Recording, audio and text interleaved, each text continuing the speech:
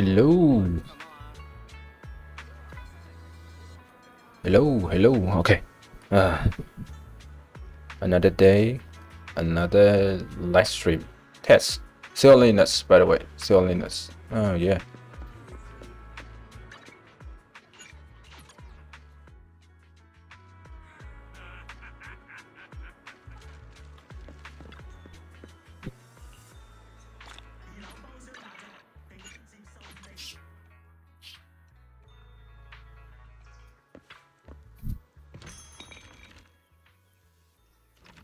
Huh.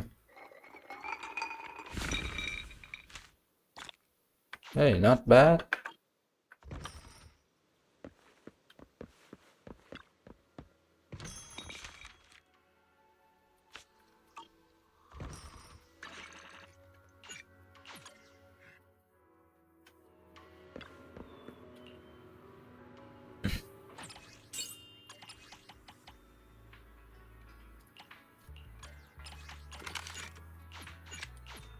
Next objective, Banyue. And the next objective, Little Bunny Go.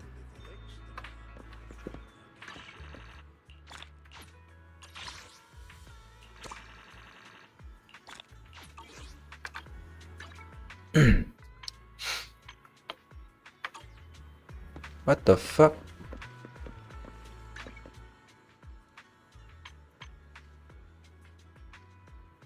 Okay, just a little. Just a little. I don't find this guy. See how fucking like problem this is.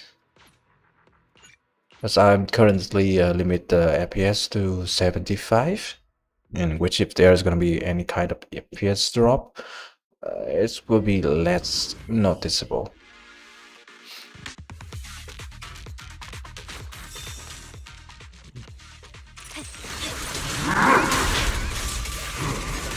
Careful, don't get scared! There's no time to lose. Take me as fun! It's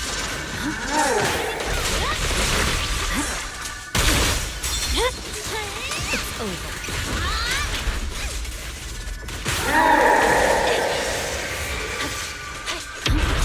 Not bad.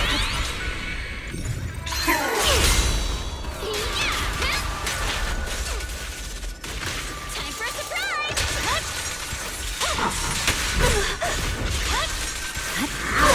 Got it! Ready for a fiery feast? My blade is already. Time for a surprise! 2 minutes left. I see it. I swear on my blade. Pretty good. Yeah.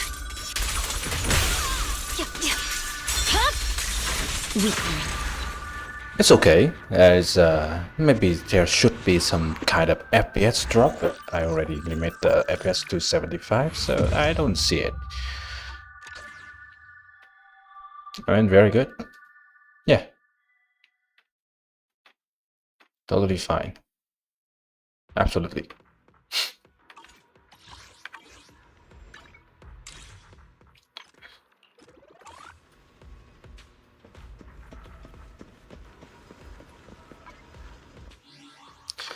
Okay, we are gonna go and farm with this one, so that Miyabi will be a little bit stronger.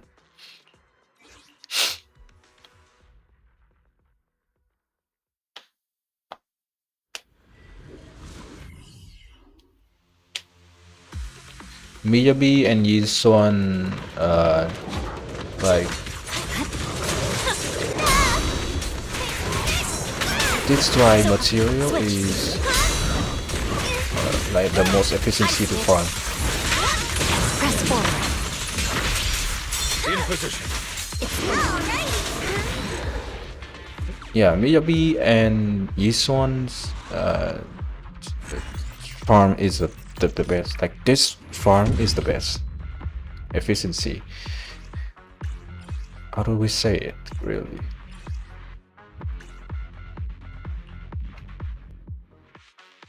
Miyabi and Yiswan this set farm disc set farm is the most efficiency to do, because unlike the others, oh shit, like we could just use both of that.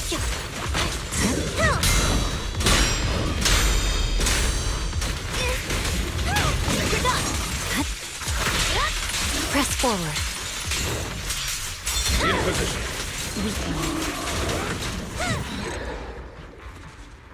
Like unlike the others, we can use both of the drive set. This drive. And we can both use this for Miyabi and this, or like, ooh, hey, Sokaku is gonna like this. Okay, let's do a little bit for Yisuan as well. I mean, it's tough to actually have a good set for so many characters. Like, I am so lucky because most of the character I pulled is like the anomaly character. So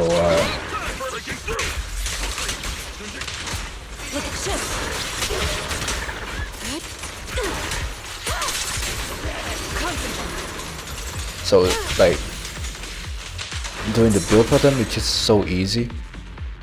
The anomaly character is so easy to build, and there is just some of the other characters that actually need the concentrated crit damage substats. Yisuan and Miyabi, like just two of them. Actually, the Juan as well, but Juan is already like, I pulled her from the 1.0, so it doesn't really matter. Yeah.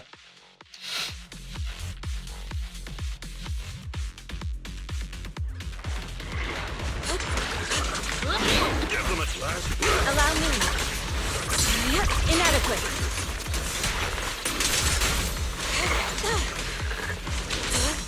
Concentrate.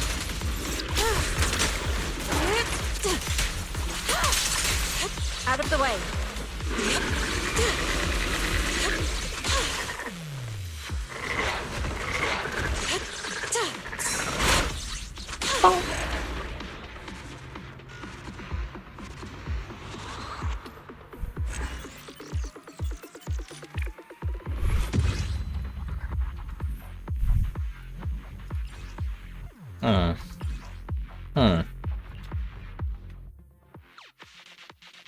Not very nice. It's okay though.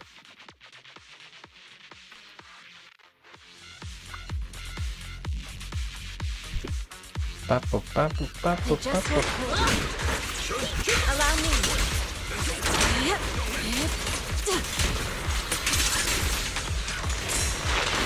Concentrate.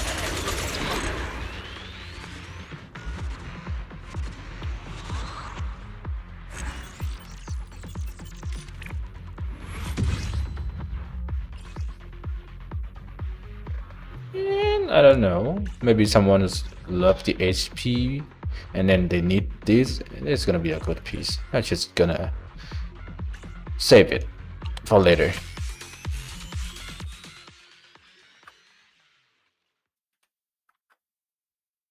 What is this? Top. Active when pressing any key on what?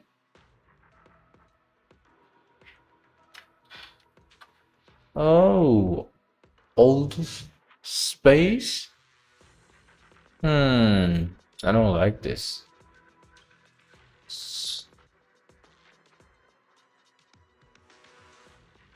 A little bit too easy to press.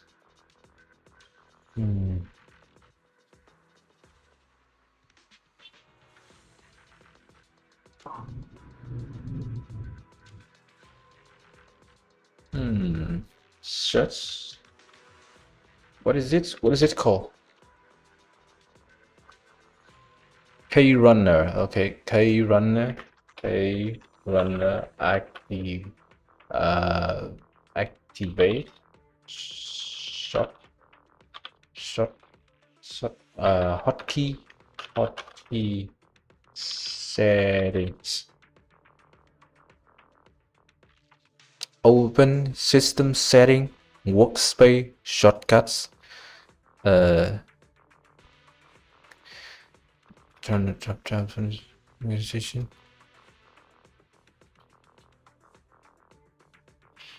Search by shortcut. Shortcut. Oh, there is shortcut here. Holy shit. Okay. Now we're gonna search. Go for the key runner. Okay. Oh, it's here. All right. Run, launch, on app 3, on ship. On ship tab. Okay, wait.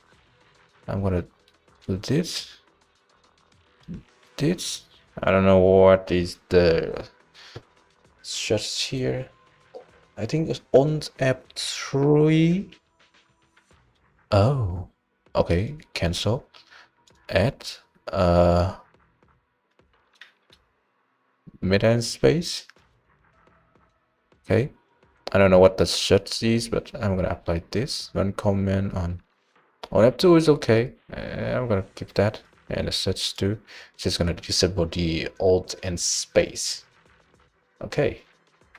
So no more alt space. Very nice. Meta space is gonna be very nice. What is this? Oh. OBS? Oh, so basically there's the search bar in here, but you can just have it on here. Very nice. Wow. Actually, it's very fucking nice. Cancel. Option. History, enable suggestion. Top, center. Activate when pressing any key on the desktop. Wow, okay. Actually, this is pretty interesting. Yeah, I really like it. Very nice. To be honest. Nope. Nope. Nope.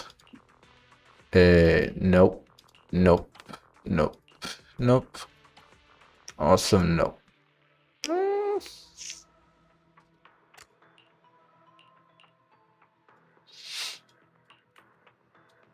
What is this kind of ass though? Okay, we're gonna hoard those. Just skip those until we actually need it. So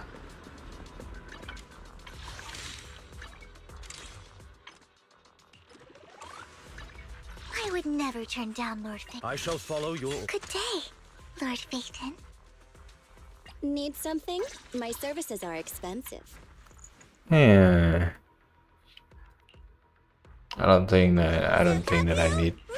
I'm at your disposal. Nothing to fear. I shall follow your orders. This guy's okay. I'm at your disposal. No need for it. Made Rena at your service. Rena is a little bit, I don't know. I don't really see the reason to upgrade her even more. It's already very good now.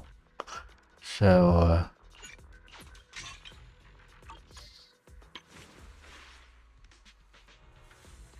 1, 2, yeah. Bear witness to the Had made Rena at your service. Don't frighten me like that. we're not gonna do Good day, this. Lord Phaeton. I need Vivian for a little bit I while. would never turn down Lord Phaeton.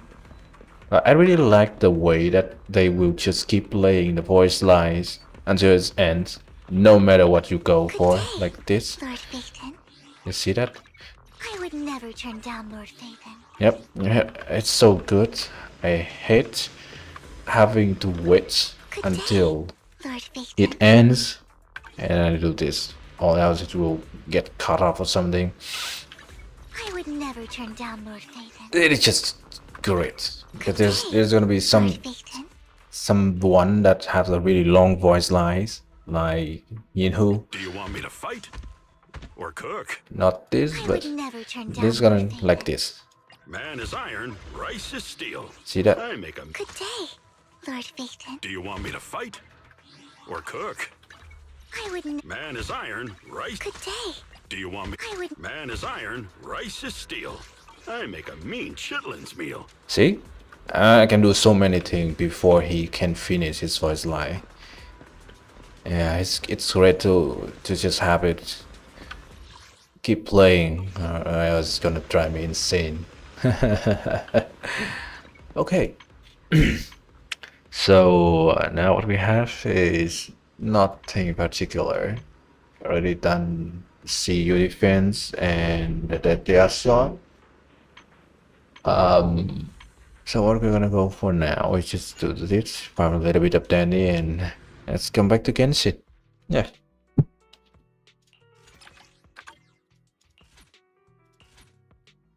Oh, maybe this.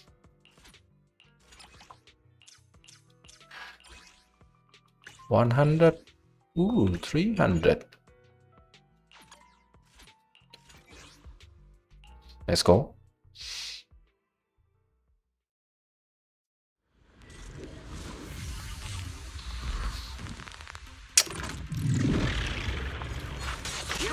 I'll take the heavy attack.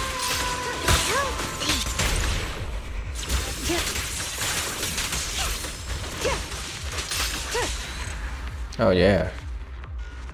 Yeah, looking at PS at 75 is actually a very, very good choice. Just want to see system monitor. How much the GPU is using.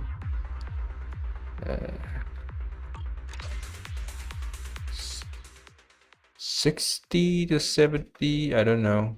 It's kind of hard to actually measure it now because it's apparently it doesn't really being able to distinguish between like the integrated CPU and the like the dedicated GPU.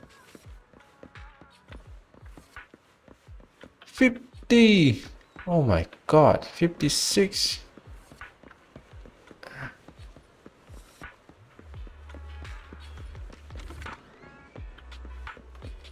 Yeah, it's okay. Like in Windows, these area it also runs like ass in Windows as well.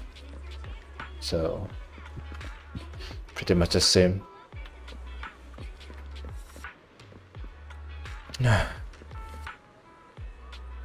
So many people.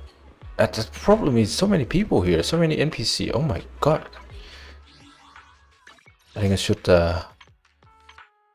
change this to this. It may gonna help.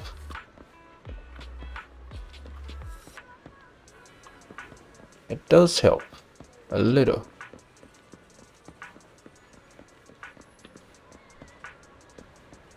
There's maybe there. Yeah. There's someone here. There is also Hanumasa here.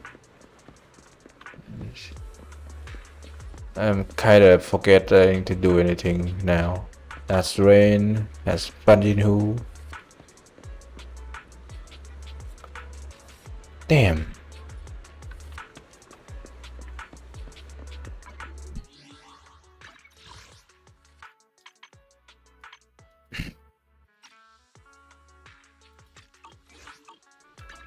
I would never turn down Lord Fink. Man is iron, rice is What brings you here this time?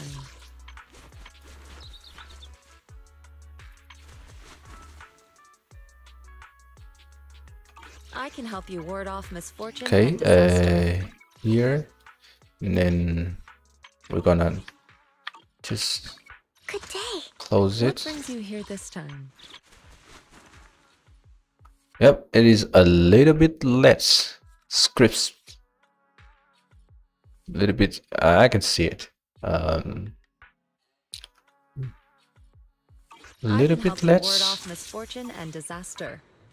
So I think we're just gonna keep this as dynamic. Yeah, only this one.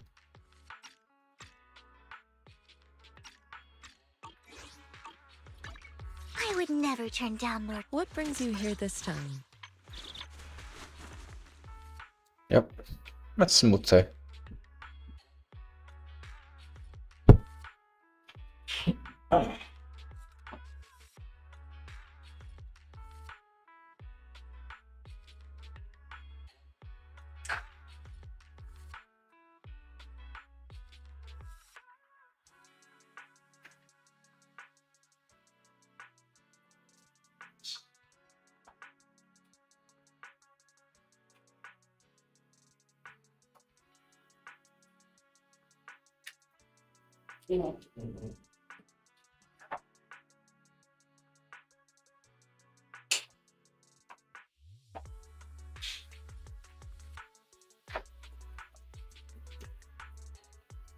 Okay, let's continue.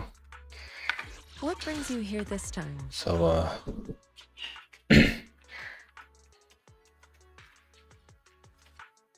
so we're done on Zenless. Now we're gonna go to Genshin. Okay, let's go.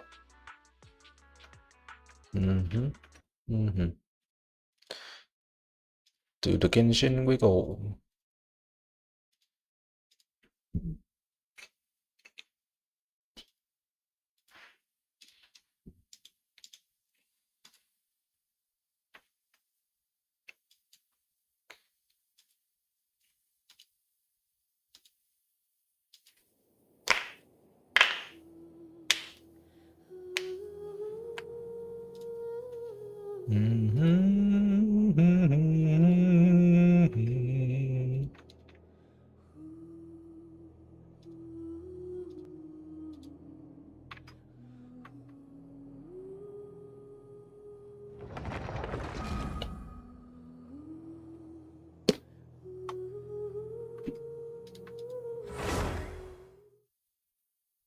Ooh, any chick map?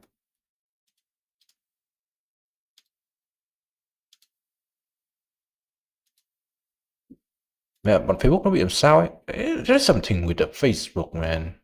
Like they just block me from being able to follow anyone.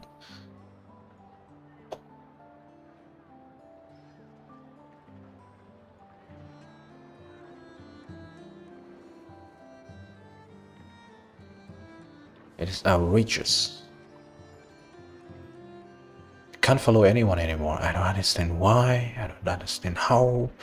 They just do that. I don't know why. Absolute stupid.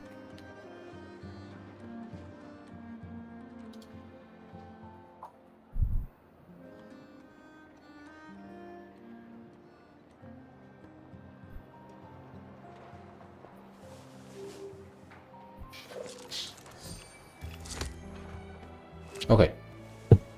Oh wait, yeah, I need to hear my voice from the live stream. Let's see.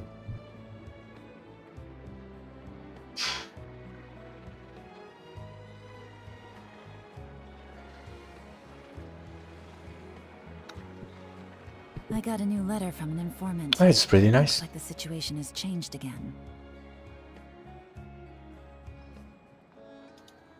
Okay, so no problem.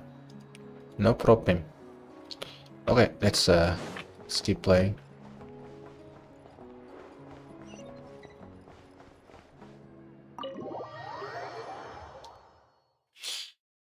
So we follow Loma and Nefa back to this place.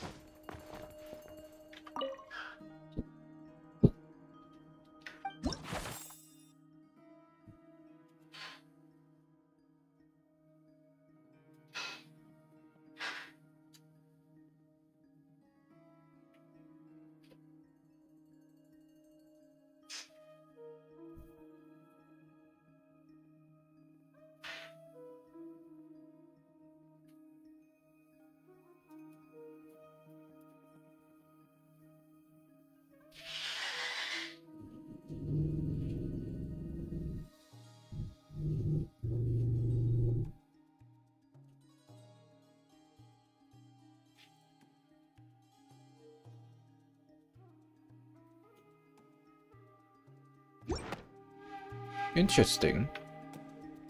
I don't know what it is, but yeah. Maybe we'll be able to do the commission. Maybe, I don't know. Okay. With these filter and go for the minus. Okay. 1 2 3 4 1 2 3 4 1 2 3 4 1 2 3 4. Filter. Should I put the limiter first, or should I put the noise suppression? Okay, I'm just gonna put noise suppression first, like we have always done before.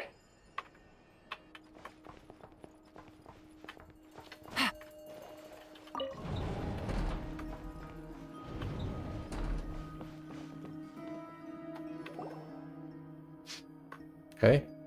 Thank you for waiting. It's okay. We actually used the time to help Dainsleif get a room at the hotel.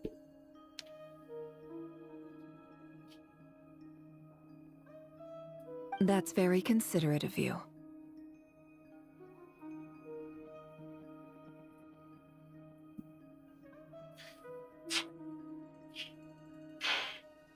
One, two. Okay, let's see. Wait. Here. That's pretty much the same.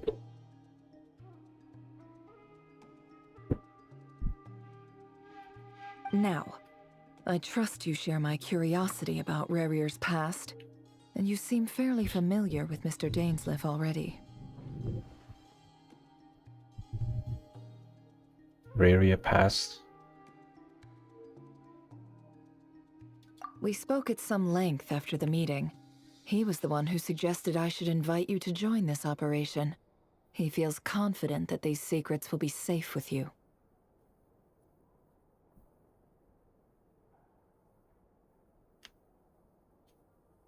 Dane has a lot of faith in us, that's for sure.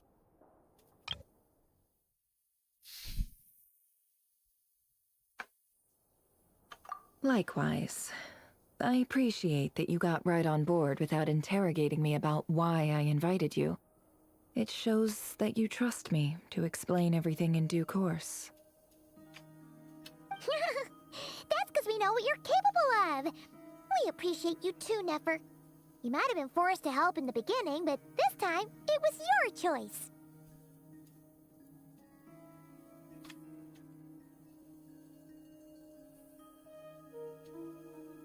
That's one way to put it.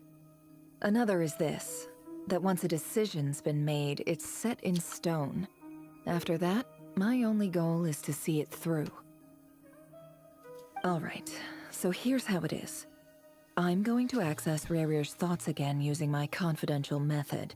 Now, I'm sure you've seen things like this before on your travels, so you're surely well aware of how dangerous it can be. Yep. The reason I've gathered you all here is to ensure my safety during the proceedings. I plan for us to enter the fragment of his consciousness together, and once inside, I will focus on searching for information. Think of this as a diving expedition into someone's brain.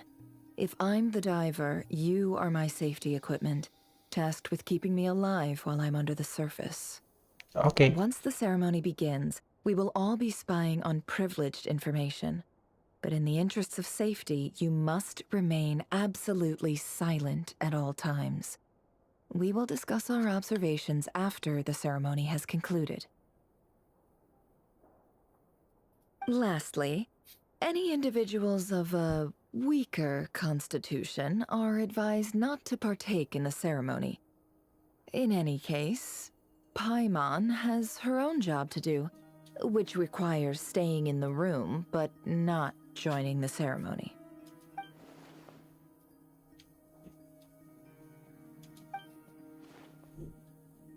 Well, good luck, everyone. Sounds like all Paimon can do is cross her fingers and root for you guys. Holy shit, it just big. Okay, wait.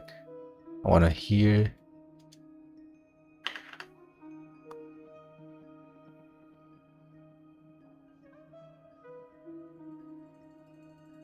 Okay, it's doesn't really being a, I don't know, like a loud sound or anything. It's just a little bit of the background noise. So it's, yeah, it's okay.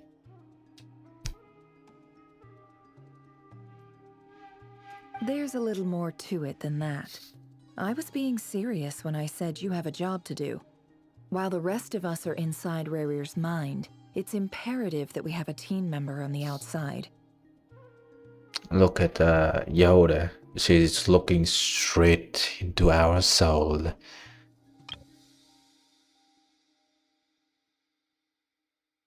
In the event that something goes wrong, you will be our first responder. I don't anticipate any issues, but the extra level of safety will be greatly appreciated. Okay. I second that. This is a dangerous operation here, and you're our whole rescue team. That's pretty much the most important job in the crew.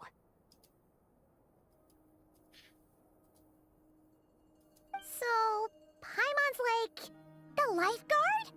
Yeah, that makes sense. All right, got it.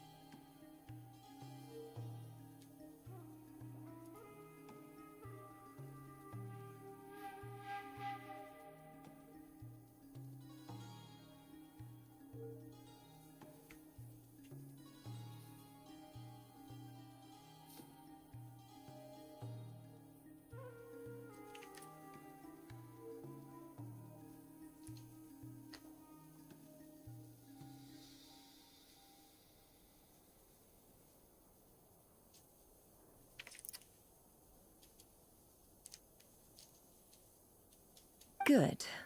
Please, take a seat. We'll get started momentarily. Momentarily.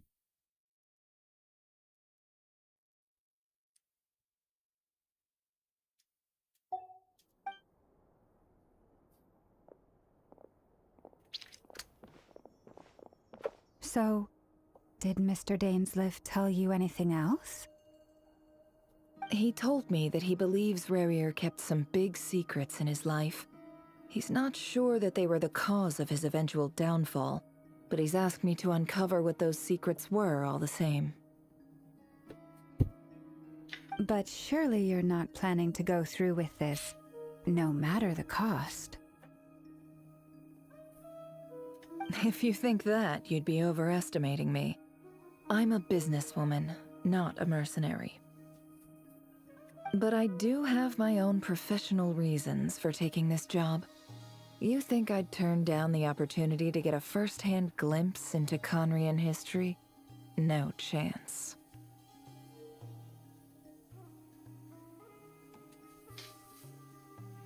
Well, as long as you don't let morbid curiosity get in the way of safety concerns, we're good. We'll do whatever we can to help you. Okay, it just dim down the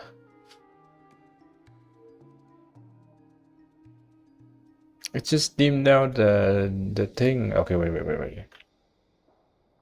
Okay, lock screen or something. Screen lock screen power management.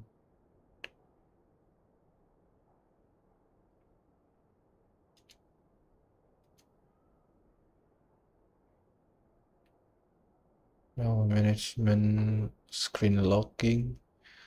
Why just what just happened?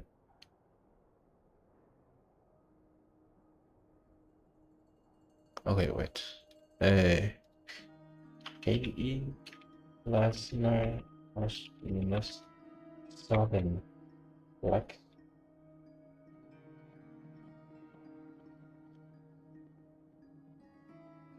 Can be caused by driver issues, especially with NVIDIA. Oh my gosh.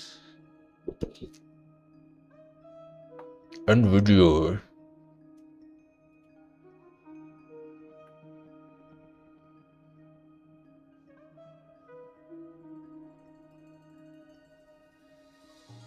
Okay, display and monitor. There's someone who have.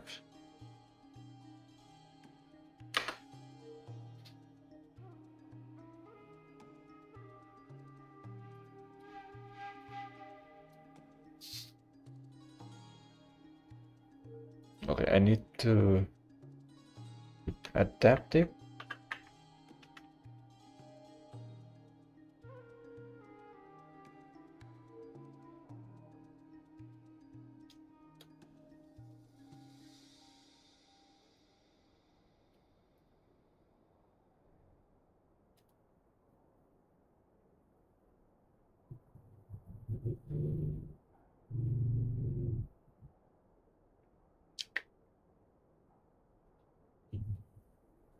Adaptive sync. Huh.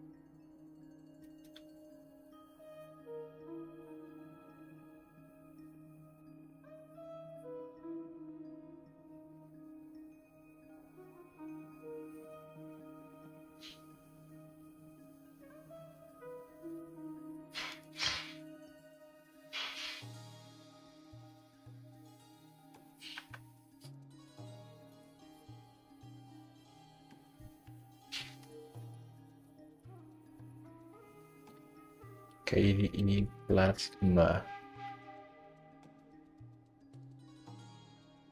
Energy saving. I'm pretty sure I already do that. Power management. App.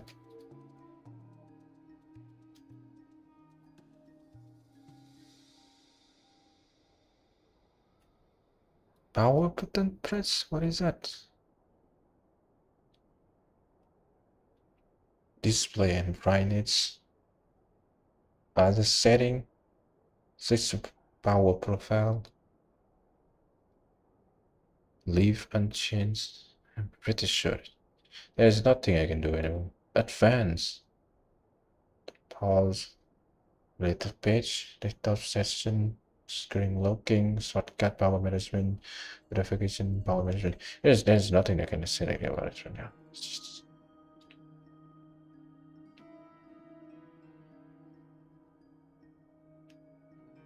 It's just so weird ass shit, man.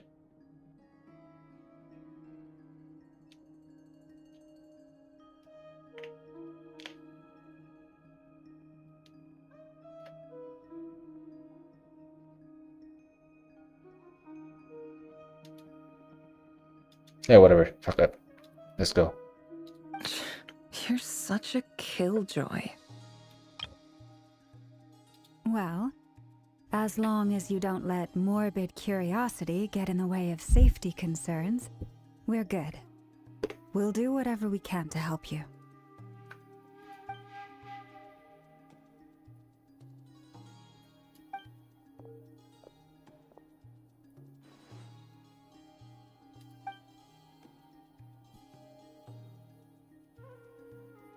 All right, I'm good to go.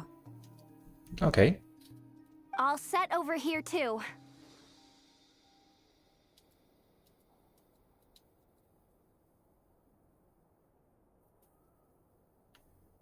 Promise, Paimon, you'll be extra careful. All right. Let your whole body relax.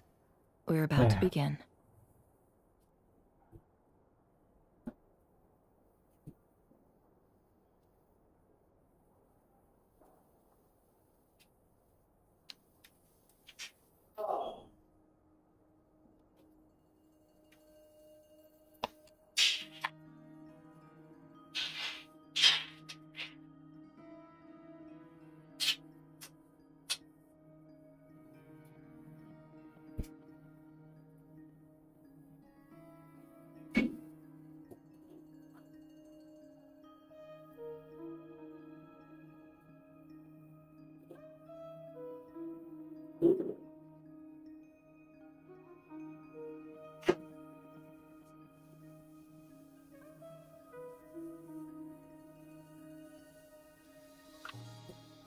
close your eyes.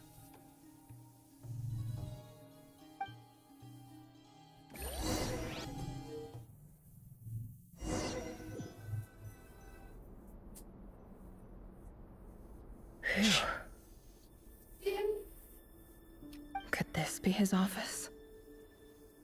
Pretty standard setup. Bookshelves, paperwork, files.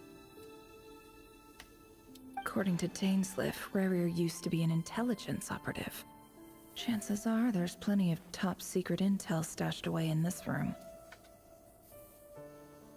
Is this where you keep your secrets, Rarier? Can't say I'm not looking forward to this.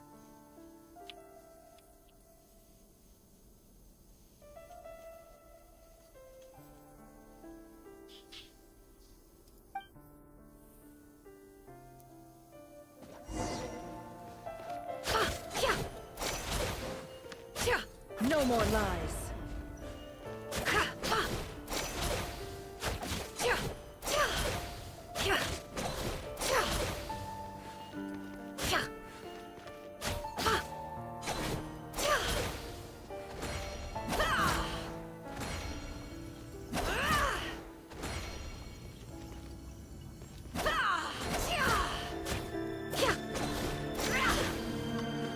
It all ends up.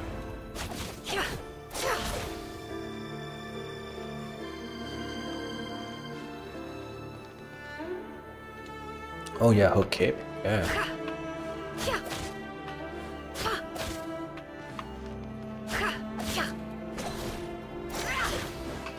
No more lies.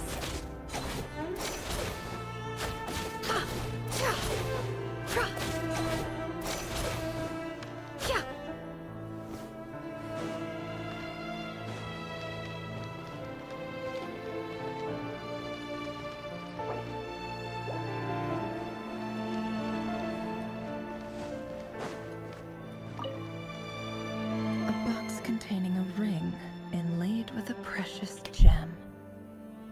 Must be for his girlfriend.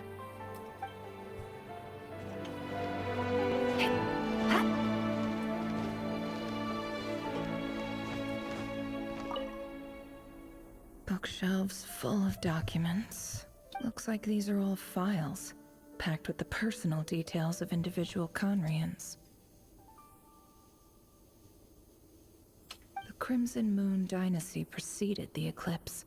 Since Rarier worked as a secret agent during the latter, it stands to reason that he was tasked with purging remnants of the old dynasty. Yep. Lines up exactly with what Dainsliff told me.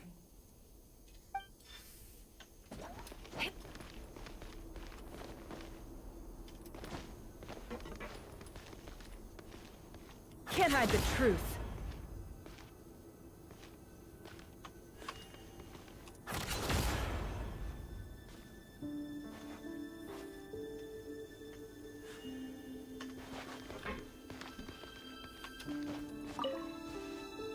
Wonder what kind of encryption technique this is.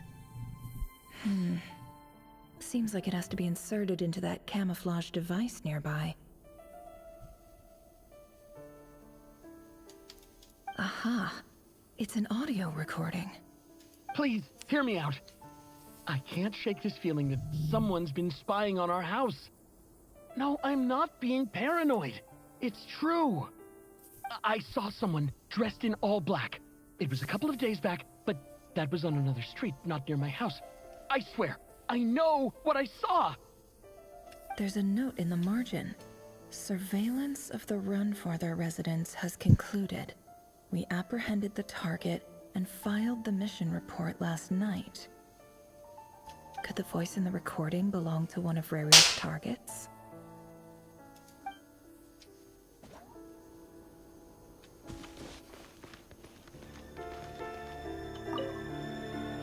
A file tucked inside a folder. The title reads, Dear Breakfast Shop Owner. It's a list of names. But at this stage, I have no idea who any of them even are.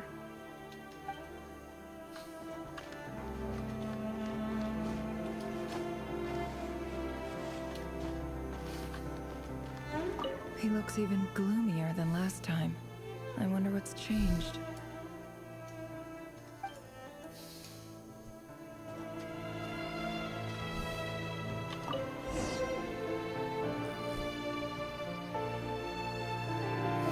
Today's files are in. Time to wade through them just like usual. Oh my god. Oh yeah. Oh yeah. Oh yeah. I like it. Damn. Male, 51. Huh. Occupation, cook. Confirmed Crimson Moon descendant. Has maintained frequent contact with other descendants over the past year. Poses a threat to the dynasty. Eh? Not really. Okay, whatever. Fuck you, man. Neutralized.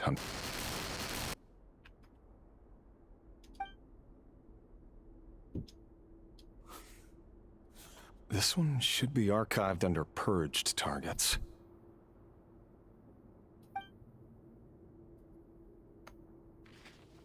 Huh. Female, Interesting. 23. Occupation, office clerk. Confirmed Crimson Moon descendant. Has maintained frequent contact with other descendants over the past year. Poses a threat to the dynasty. Bro, that's all? And then you kill them? Like, what the fuck, man? Neutralized.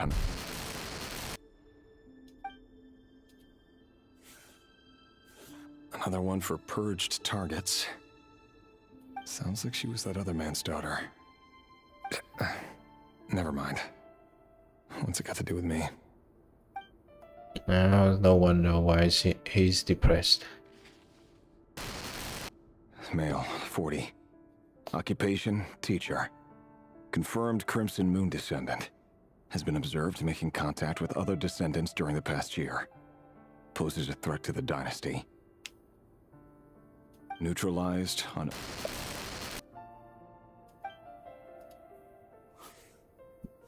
Just another nobody for the archive.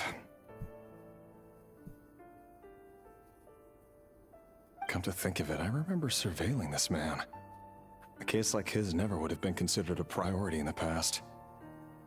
Huh. He barely even interacted with other Crimson Moon descendants.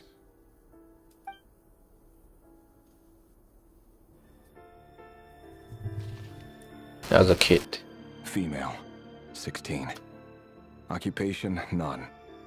Orphan and confirmed Crimson Moon descendant.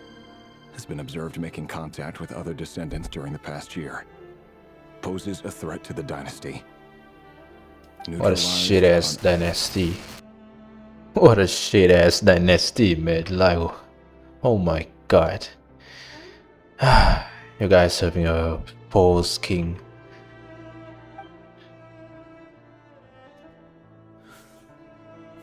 Filed. I have no recollection of this girl. None whatsoever. She doesn't seem to be anyone important, but then again, how many of them really are?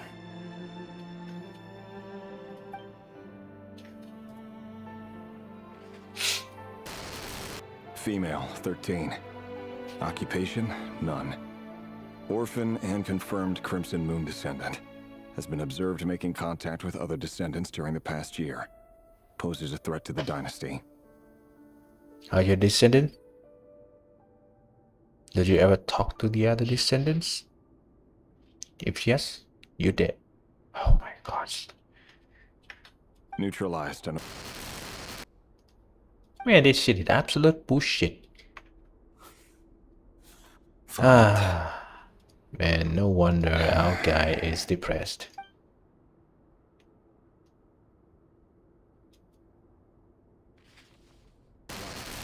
Male, 11. Occupation, none. Orphan and confirmed Crimson Moon descendant. Has not been observed making any contact with other descendants during the past year. 16, 13, Poses a 11. threat to the What's dynasty. next? 3? Neutralized and...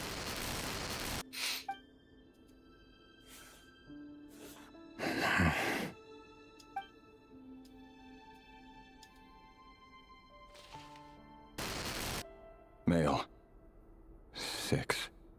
Occupation, none. Orphan and confirmed Crimson Moon descendant. poses a threat to the dynasty.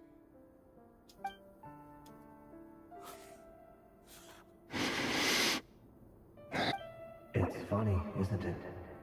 Your job is becoming both harder and easier at the same time, depending on how you look at it.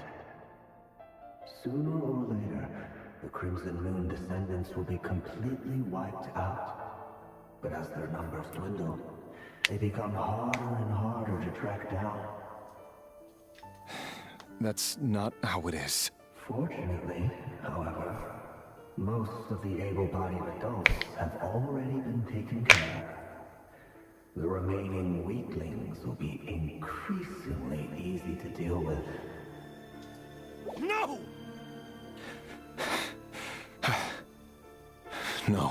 My job is to ensure the survival of the Eclipse Dynasty.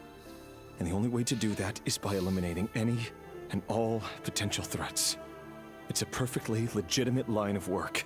Every single one of my colleagues can attest to my fairness. And if my friends were aware of the facts, I know they'd back me up too. Assuming, of course, that they were aware of all the facts.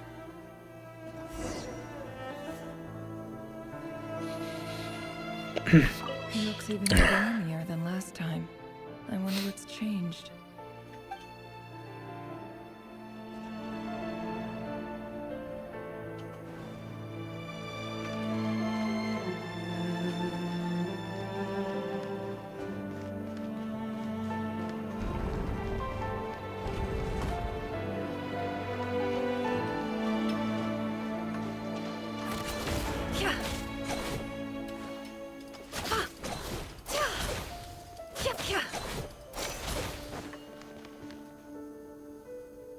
Mr. Vedifalnir, it's been quite some time since we last met.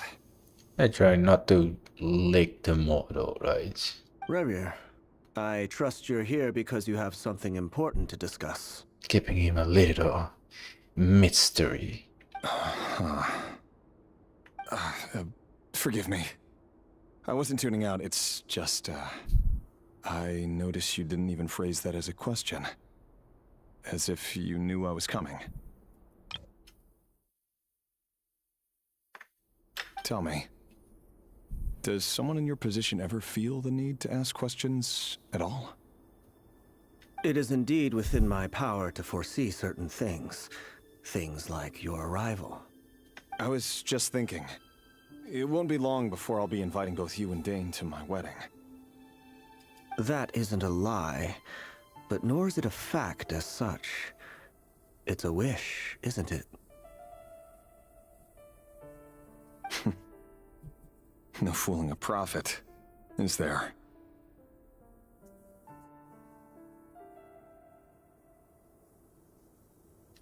What's the day? So many people just go in and out. Quite noisy.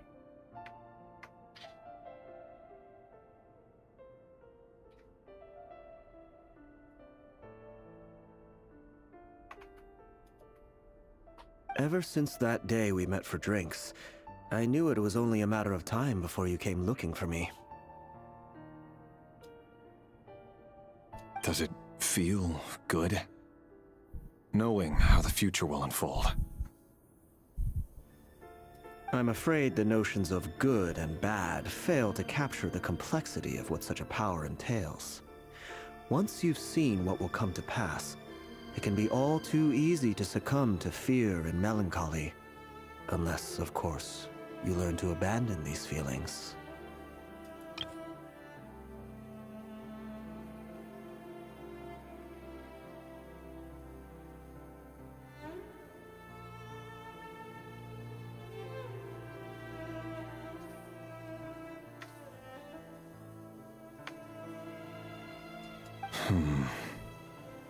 You fear my silence, and long to hear the words I left unspoken that day.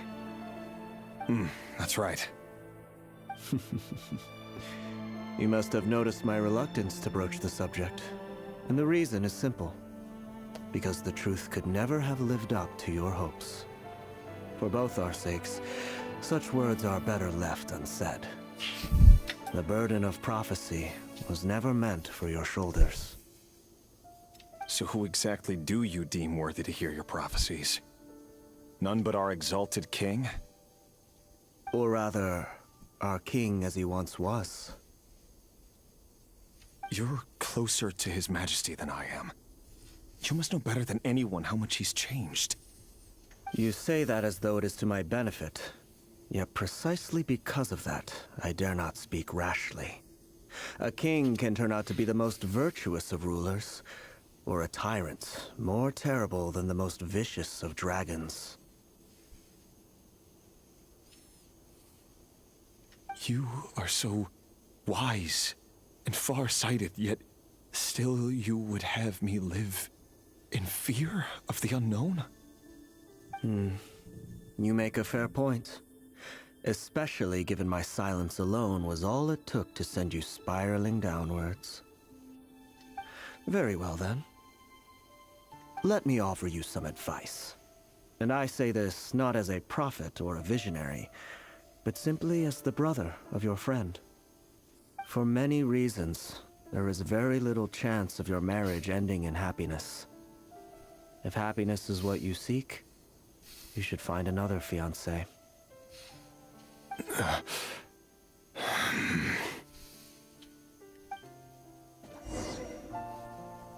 Hold on. There's that same black fog again. Could this memory belong to Thelindis? Guess I'd better tread carefully.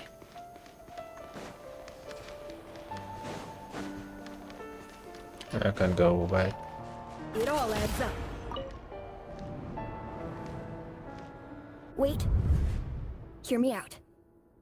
This time we finally got a clear look at his face and learned his true identity. His name is Rayrir, and he claims to be one of the king's guards. What did you say? A cruel irony, isn't it? The man you're set to marry leads a double life as a brutal executioner. Why are you telling me all of this now? Simple. It's because I want you to kill him. You are the only person he would never suspect. No, absolutely not. I would never dream of doing such a despicable thing. So you'll just stand by and watch him slaughter us to the last? Do not forget that the blood of the Crimson Moon flows in your veins too. The blood of the Crimson Moon? What does that matter now? The dynasty has long been dead and gone. You think that alone is reason enough for me to throw away everything I have? Why wouldn't it be? You two were once a child of the Crimson Moon, just like me. Don't tell me you've never felt so much as a flicker of fury for the way we were trampled into the dust.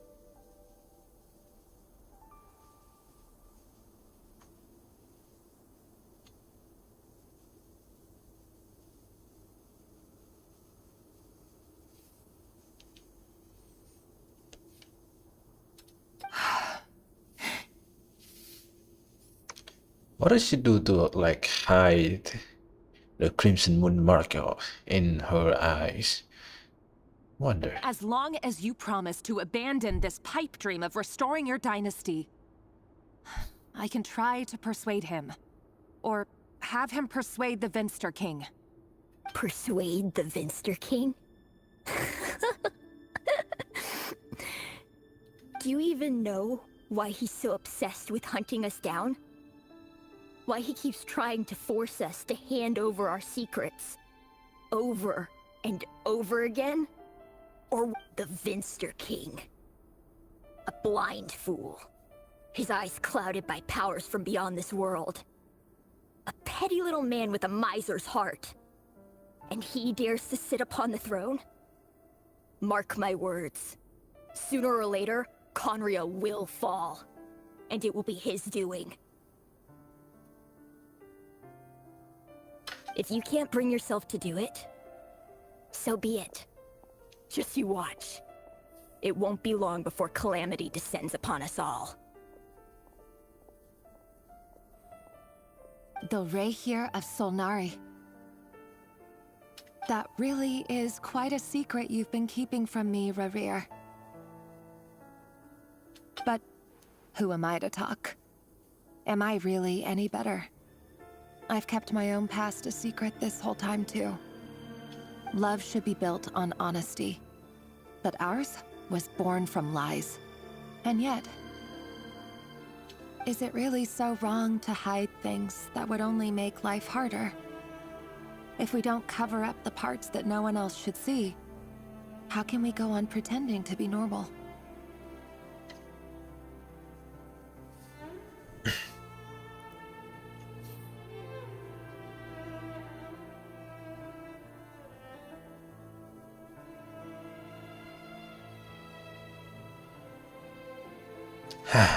Vedifulnir must have known all this. And that's why he made his prophecy. In the end, nothing stays hidden forever. But I won't just sit by and watch this disaster unfold. I'll do everything in my power to protect what I cannot afford to lose. No matter who I have to face.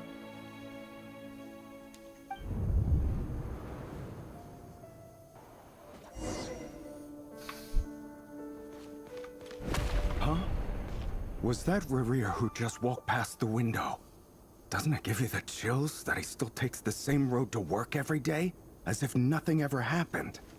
Those people at the deli. Enough already. They're clearly pretty taken by their own disguises, so just smile and play along. Pull the rug from under beasts like that, and you'll risk having your throat torn out. Deli? Oh. They're talking about those people from the opposition. Right. I'd almost forgotten they used to run a deli. People of no consequence always vanish so easily. And no one even remembers them. Hey, another one.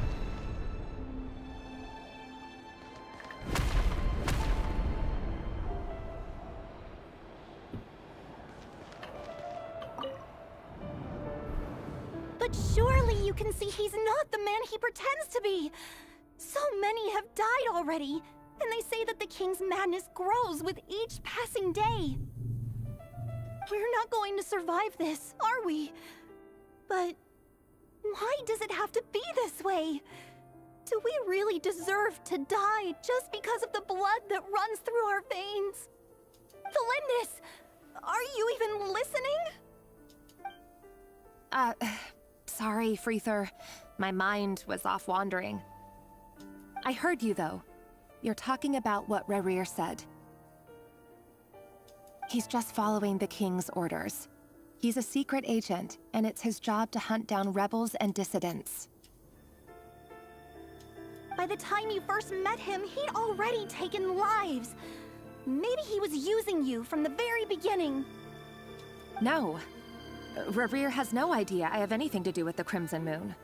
My family are only distant relatives of the main lineage, and besides, my eyes are perfectly ordinary. Truth be told, apart from my teacher, pretty much no one knows I have any connection to any of it. It's been a long time since my family severed ties. But as Orlog said, who could possibly talk sense into that raving lunatic of a king?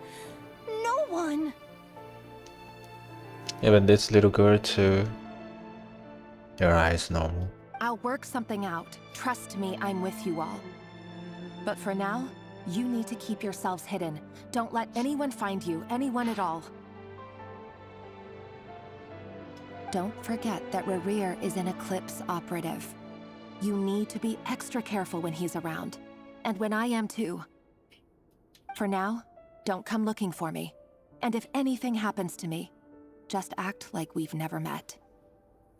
If even you can't escape this, what hope do the rest of us have? But after all this time together, surely he wouldn't lay a hand on you. I won't speak in his defense, nor can I give you a clear answer to that question. But I'll do everything I can to put an end to this. Here, hold on to this. If an opportunity to escape presents itself, take it. You'll be glad you took some spare change. You call that change? But what about you? I've got a job, and there's still money coming in. But you can't go anywhere right now. Please think about yourself for once.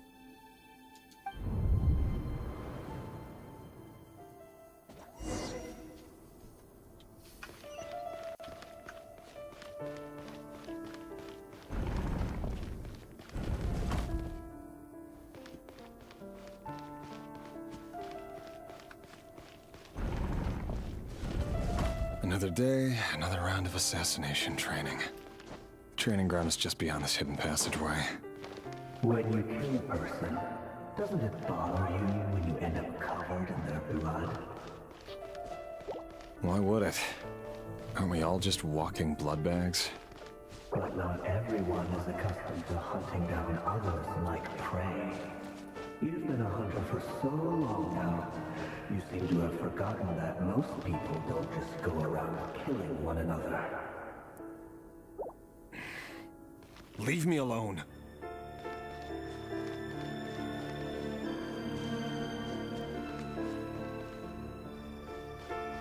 What is that?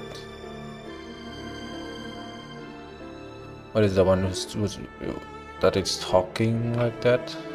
Is that himself, like another self of him? Is that the guy from the Dance Slave Quest?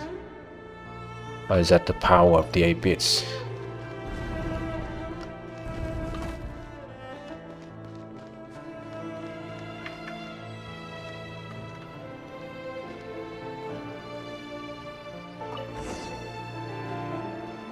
Make sure you have a firm grip on the handle, then choose your angle well. Keep your movements light and brisk. And pray won't set the thing. I doubt that. How does no one ever died a quiet death at your hands? I work clean. No traces.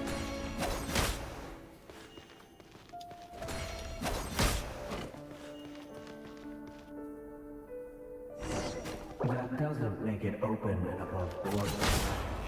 The king just happens to be now. What if someday he does?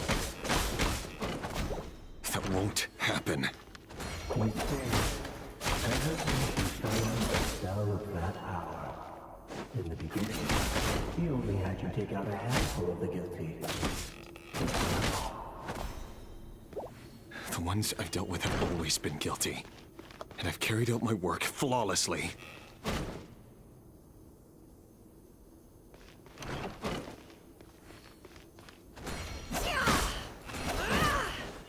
No more lies.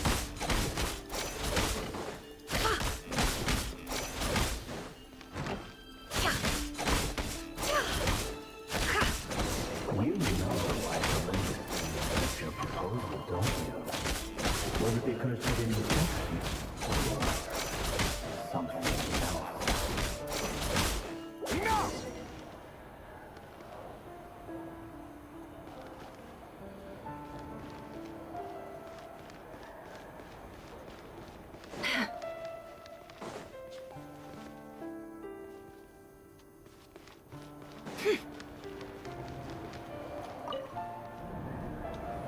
Felindis, do you still remember Orlog? Orlog. The boy who was pretending to sell flowers. You spoke for quite a while, didn't you? Yes, we did. What about him? He was arrested 2 days ago. Chances are he's already dead. He... I just don't get it! After everything he's done, why do you still stand by him? Or does it mean nothing to you that people keep dying? No, that's not... Just hear me out. I need to go now, Thelindis. They're looking for us. You take care too. If you ever need a place to hide, come find us.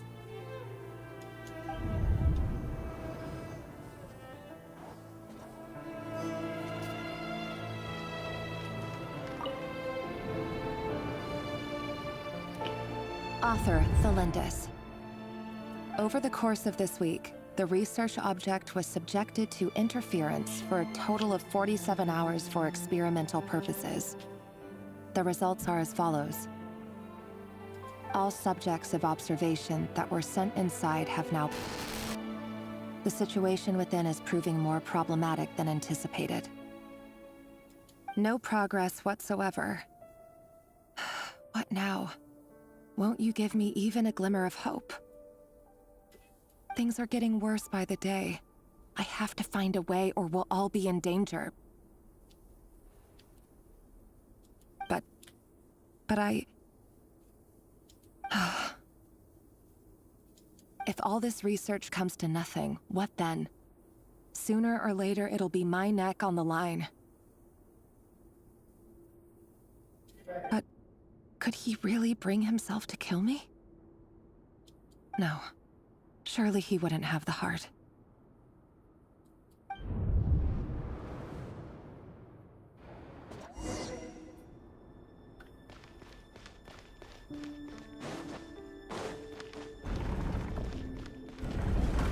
Oh wow.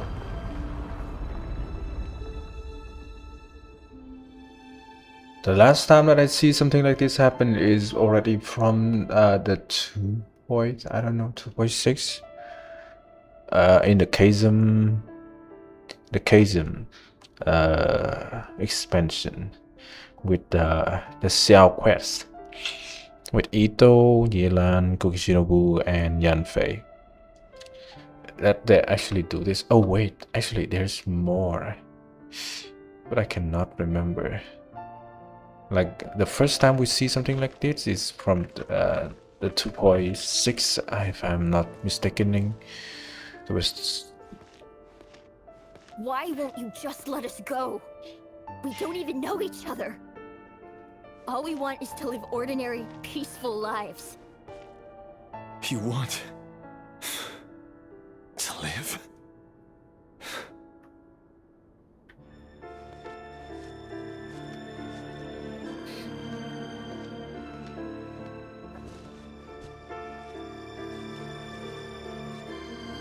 Yes.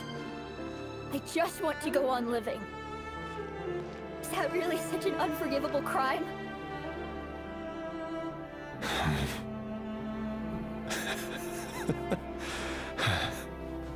You want to go on living. I want to keep living too. To keep living forever. That's why I have no choice but to continue on the path I'm on. If only some savior would suddenly swoop down and change the way the world is. Too bad that's not going to happen.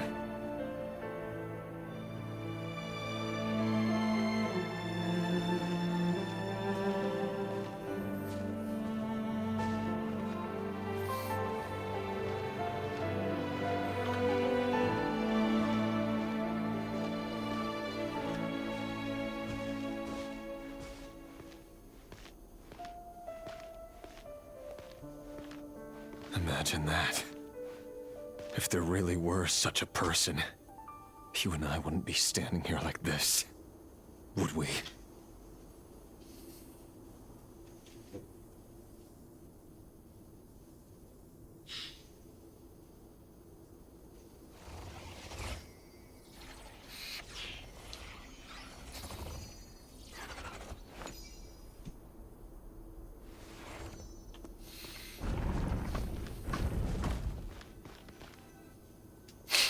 Today's files are in. Time to wade through them just like usual. No, I don't get tired of it. It's my job. And not only am I lucky to have it, I'm good at it too.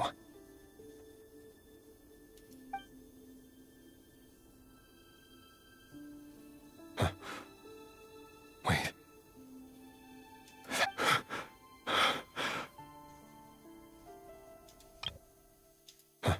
No fiancé. Wait.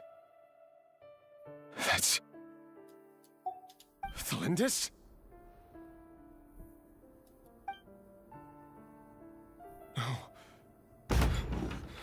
No. No! Why? But you bear no mark of the Crimson Moon. Wow. Man, the voice acting is really good. How could you possibly have anything to do with them? It cannot be. A diluted bloodline. Carefully concealed. I see it now. You've been living in the shadows just like me. Just like me? Does that mean that you're also from the Crimson Moon dynasty? Descendants? What a fool I've been. Numbing myself with talk of justice. Even imagining my friends would back me up. But in the end,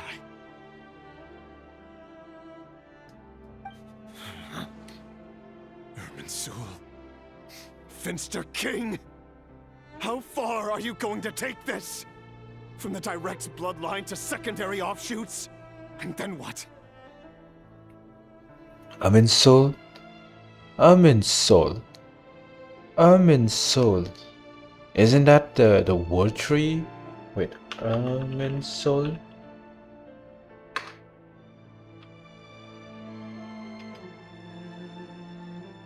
The memory word tree in a video game Genshin Impact. Yeah, it's a word tree. But they have the same name. Today it's the descendants of the Crimson Moon. Who will it be tomorrow? Will you not rest until everyone down here is dead? No. This cannot go on. This is where it ends.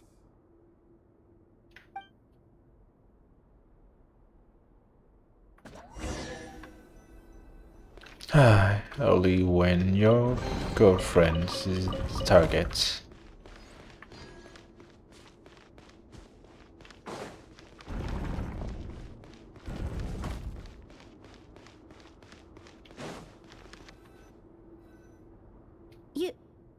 You're really letting me go? I am. As long as you can guarantee that no one will find you.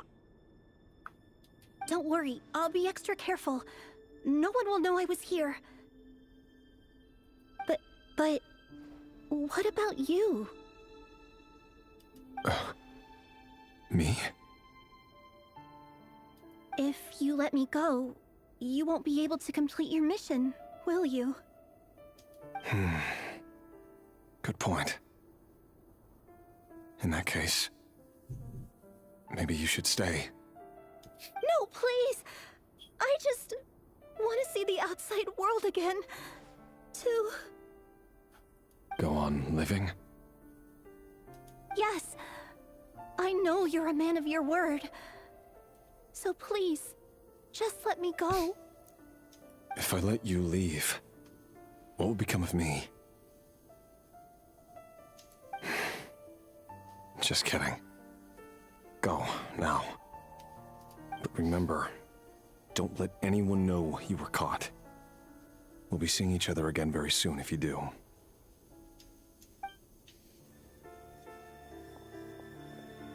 Even shadows in the dark must live by a code.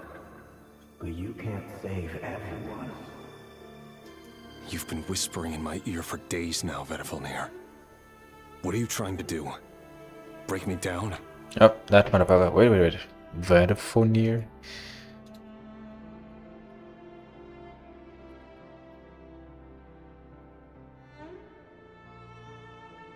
Genshin. Okay, so we haven't met him yet. Of course, we haven't met him yet. Of course. For now. I only say this because you long for an answer to your problems. Let her go, Rerir, or you risk losing everything. I will not abandon Thelindis. Then you'll need a little more vigilance and a lot more power. The world is changing, Rerir. Keep your eyes peeled for your moment of opportunity. That voice used to be so unclear. But now I know exactly whose it is. It's Vedifalnir. He won't tell me how to actually resolve any of this, but he keeps trying to manipulate me like a puppet. What's his game here? Tell me then. What will this moment of opportunity look like? And no answer. He's like a ghost. Always disturbing me when I'm on edge, but never answering when I need him most. So, the Eclipse Dynasty was purging, well, massacring the descendants of the Crimson Moon. And it seems like it was all connected to the Vinster King's research. And was I gonna find anything here? Maybe Vedon Veneer. We already know that there's gonna be someone who is spying on the Zit's kind of memory. Maybe he's looking at Nefer right now. I don't know. This is but spectaculating. The king's obsession with abyssal power left the future of Conria hanging in the balance. No wonder every aspect of Rarir's life was so unstable. And it looks like this Thelindis, Rarir's would-be fiancé, herself belonged to a sub-branch of the Crimson Moon Dynasty's descendants. It almost defies belief that a couple like them could hide the truth from each other for so long.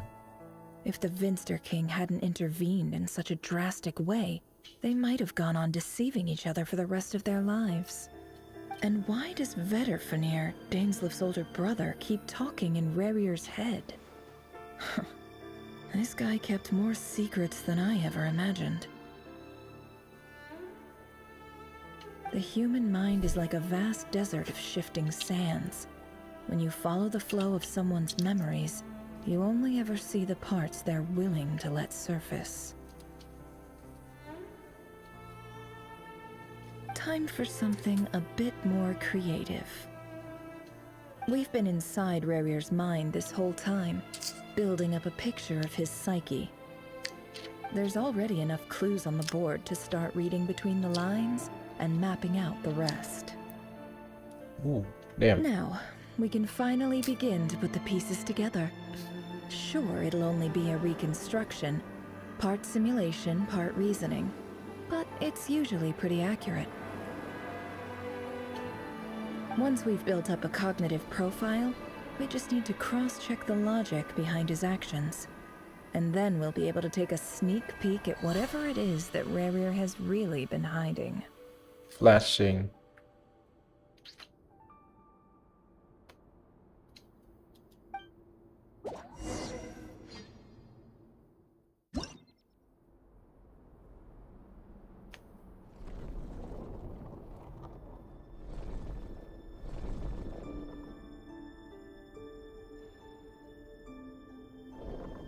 Rarir, What is this? are you there?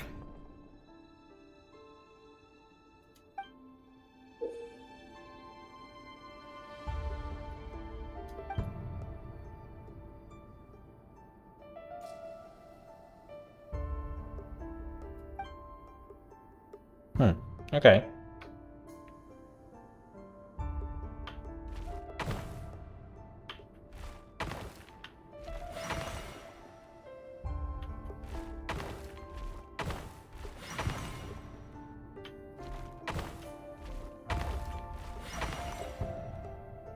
Hey, Rarir! Come out, it's urgent! This slip? Dane? What's wrong?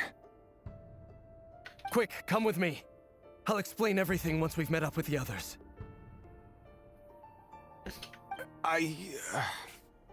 Okay. I'll come. But the Lindis is still over at the Universitas. I'll need to leave her a note.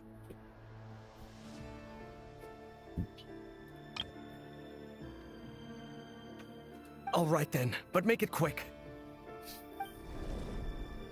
I've never seen Dane so worked up before. Whatever this is, it must be big trouble.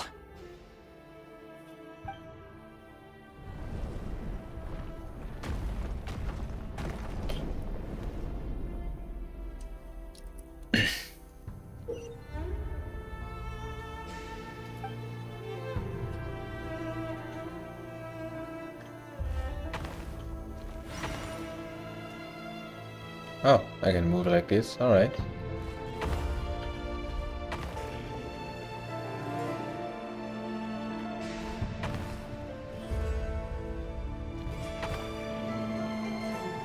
Okay, it's not good. Let's come back.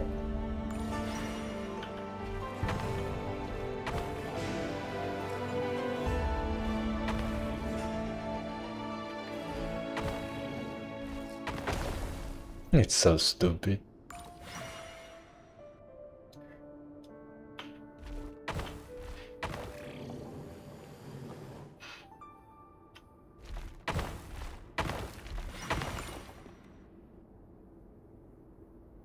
One, two, three.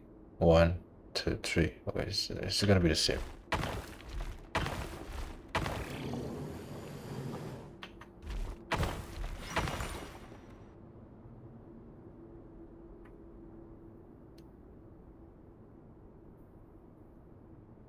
What was that?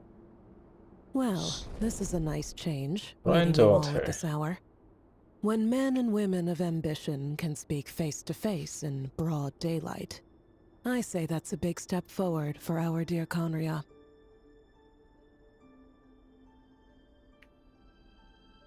So that's what's gonna be Sutalogi, right? Don't be ridiculous. Yeah. We do not fear the day. Why would we seek refuge in the night?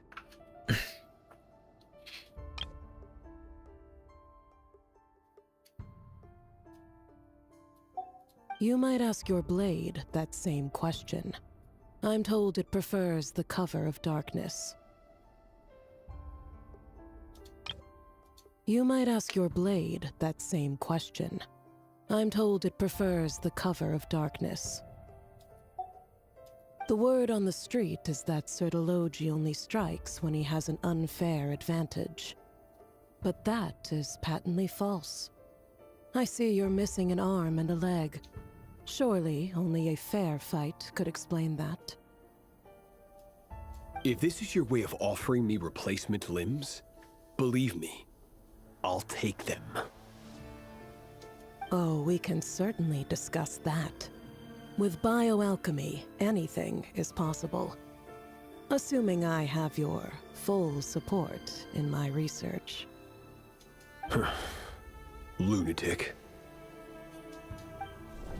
Raptatir, what brings you here? Raptatir?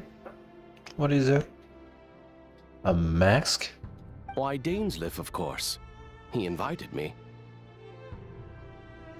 Please, cast aside your apprehensions, Miss Rhindaughter.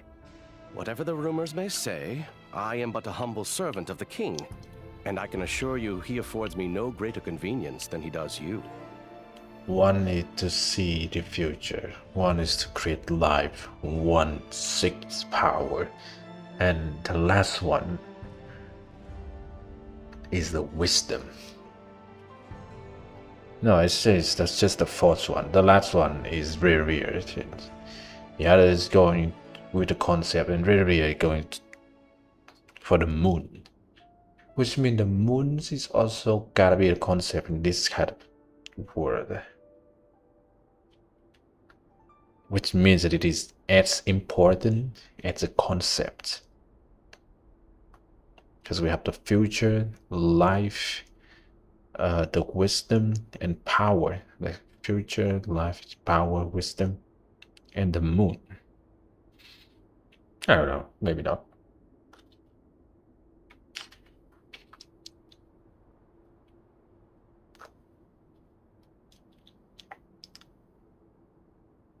Well, the Universitas Magistrorum won't stop fawning over you. So at least some of the rumors must be true. You're clearly doing well for yourself, so drop the humble servant act. It endears you to no one. You're president of the Universitas Magistrorum, the chief royal mage known as the Wise by royal appointment, and by far the most favored among the 4 pillars of Conria.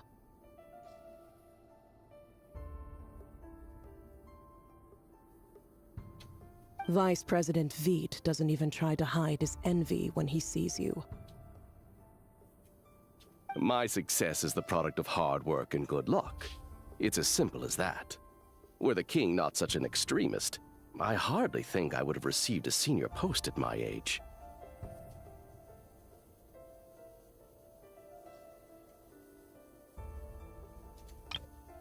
My success is the product of hard work and good luck. It's as simple as that.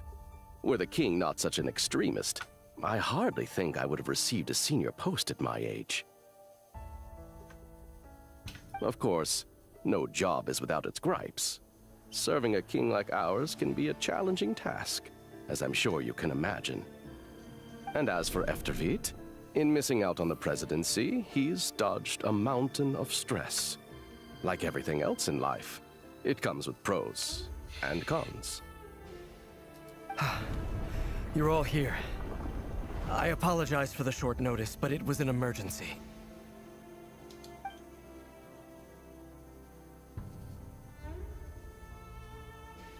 You must be Rerir.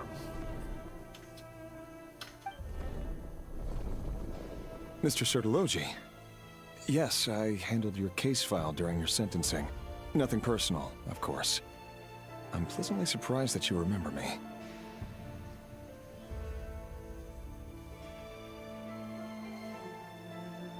You're clearly a person of substance if you've been invited here. But Dainsleif, you'd better have a very good reason for convening this little gathering. It's my brother, Vedofenir. After he spoke at the court this morning, the king was so infuriated by his words that he had him blinded in both eyes and thrown in prison. Vedofenir in prison? Strange. I thought the king trusted him and Heroptatir more than anyone else in the world. Does this mean the king's circle of trust just got even smaller? It has nothing to do with trust. It's about what the king wants, which is as clear as day to anyone paying attention. I simply appease him, because it's in the best interests of the Universitas Magistrorum. And also because you're slimy. Vedofenir, perhaps less so. But still, a visionless visionary? It rather inclines me to think that qualifications are not what get you ahead in Conria. Do you honestly think this is an important discussion to be having right now? Dane, what are you planning to do? Rescue Vedofenir, I assume. Correct. It will mean storming the palace by force. Tonight. I need all of you on my side. That's far too dangerous. And don't forget, Dainsleif, you're captain of the Royal Guard. You swore an oath to the throne. You've been planning this for a while, haven't you? I have no desire to commit treason.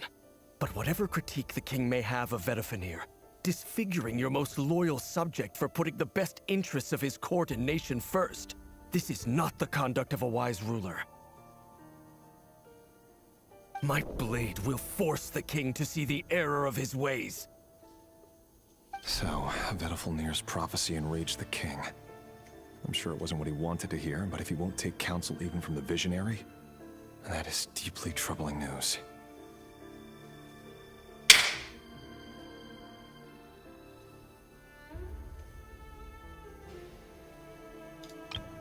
So, Vedofenir's prophecy enraged the king. I'm sure it wasn't what he wanted to hear, but if he won't take counsel even from the visionary, that is deeply troubling news. The extent of His Majesty's madness is now all too clear. The question is, how does a man like me get out of this situation unscathed? You have noble ambitions, Dane, but I'm afraid they don't do much for a guy like me. I'm not interested in saving the world. All I want is a letter of pardon.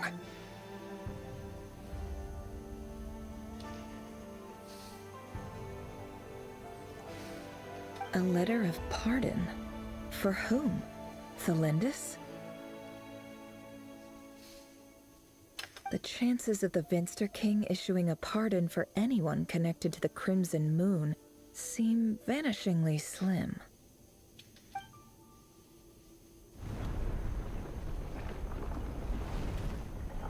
This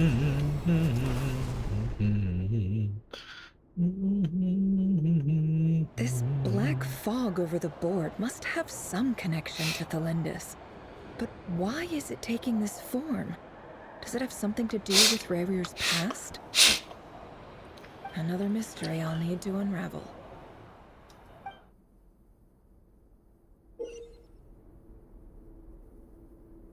What is this? Another form of TV mode?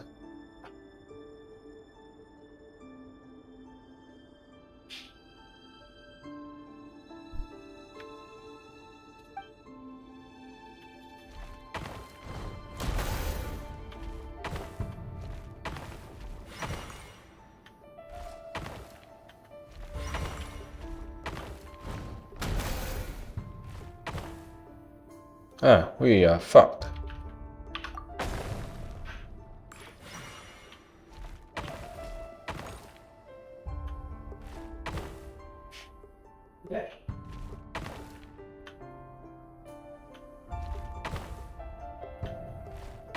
What the fuck is this? Okay, wait.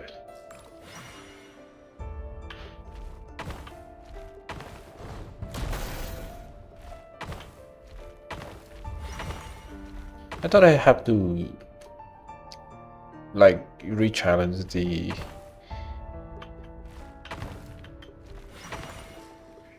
like this the what the four, the number 4 one. No, we just don't have it.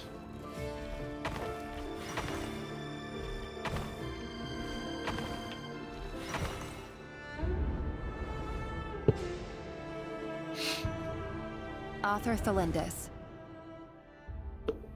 Over the course of this week, the research object was subjected to interference for a total of 60 hours for experimental purposes. The results are as follows. Research dating back to the Crimson Moon Dynasty has established 2 points regarding moon marrow. Firstly, its origins have something to do with a god's power. Secondly, it serves as a portal to an as-yet indeterminate location. Moon marrow can thus be defined as a spatial gateway. However, there are a number of hurdles to overcome before we can answer the question of where it leads to. To start with, opening the gateway requires a specific power source, which the relevant literature indicates an enormous amount of power is then required to keep the gate open. Currently, the total power output of our instruments remains in the single digits. To make matters worse, I am now the only staff member remaining in the Moon Marrow lab. The Universitas Magistrorum recently decided to move most of its personnel into abyssal energy research, which has stymied all Crimson Moon-related projects. This is not a wise move. I have always maintained that placing all our hopes in a single source of power is risky, especially one as poorly understood as this. As well as making ourselves overly reliant on a single resource, we are neglecting other promising technologies.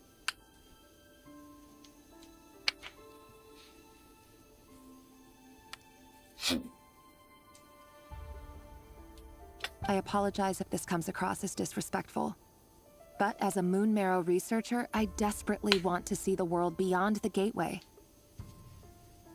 If we really made it there one day, what would we find? And how would we go about taming the unknown? My imagination is endlessly fueled by questions such as these.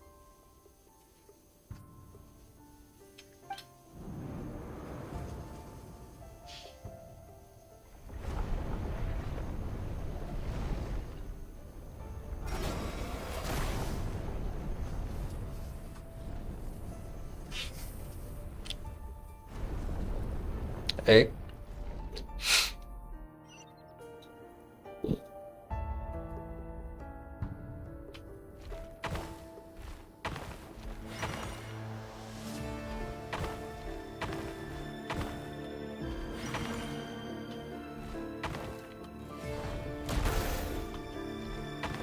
Fuck.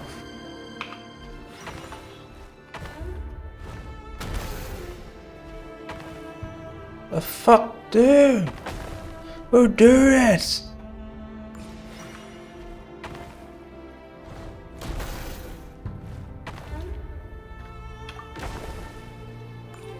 Huh, that's how you play it, eh?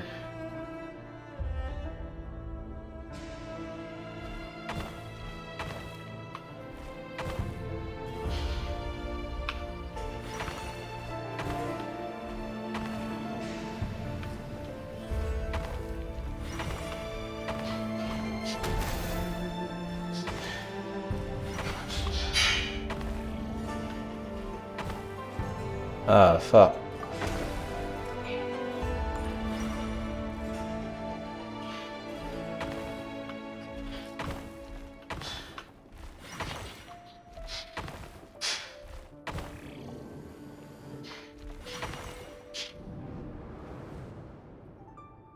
This is for you.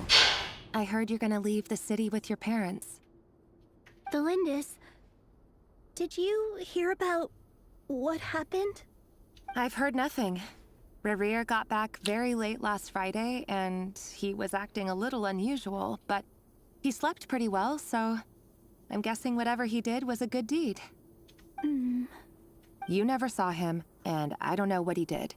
And this conversation never happened. You understand? What if he finds out that you pried into his secrets? Don't be silly. I don't know what secrets he does or doesn't have. All I know is he's just a normal guy who happens to run some errands for the king. Are you scared of him? I don't know. The Rerir I know doesn't match the person you all describe. Logically, I should be scared of him. And yet, I don't want to lose him. But enough about that. You should get going, and be careful with the package I gave you. Keep it secret. Keep it safe. Okay. What's in it? It's shit. A piece Just of the kidding. moon. Oh. All you need to know is that as long as you keep it safe, then in the future, everyone will be able to see a red moon.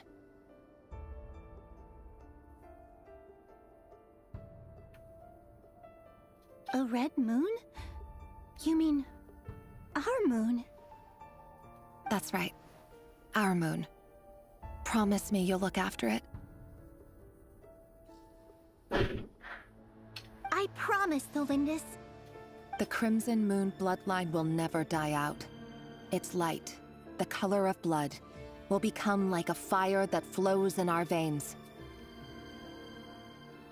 No matter how long it takes.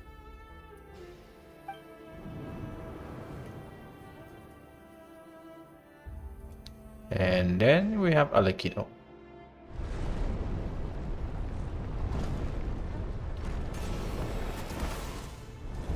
Okay, let's plan out our routes.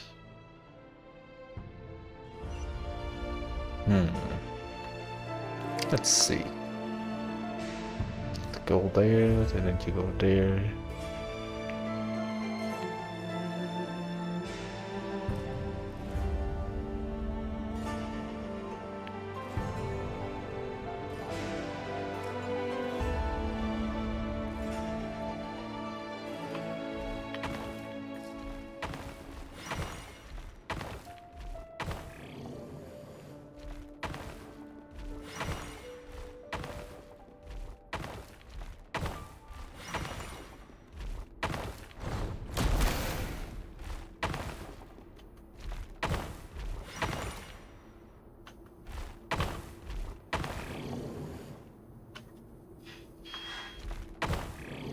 Ah, fuck me, man.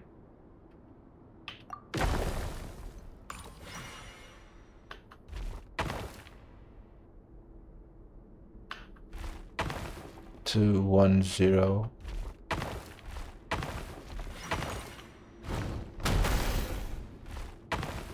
And then we come back.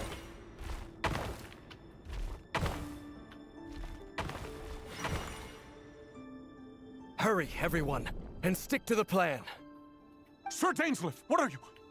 Is this treason? You know what happens to those who betray the throne. Please, don't do this! It is the king himself who has betrayed the throne. He has betrayed all of Conria. If you have any love left for justice in your heart, you should join me. It's showtime. Dane and his group will handle the troops in the palace. Then Hraptatyr and Rheindater will disarm the security measures. My job is to enter the prison and rescue Vedifalnir. Stay safe. Wish me luck. Look after my brother. Draw your blade. It is time for justice to prevail.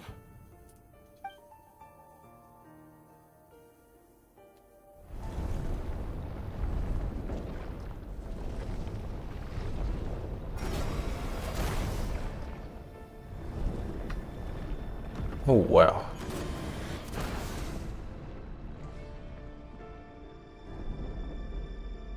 Damn, this is like kind of one of a kind. Cannot go further from here.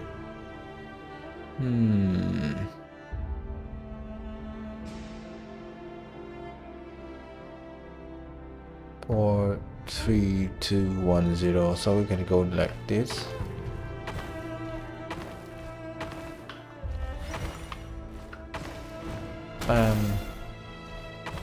And we're fucked. Why am I doing this?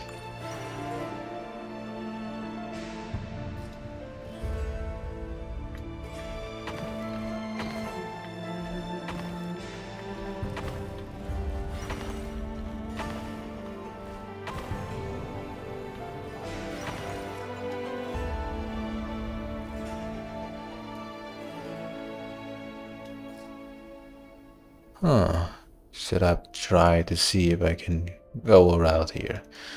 But well, can't do it now.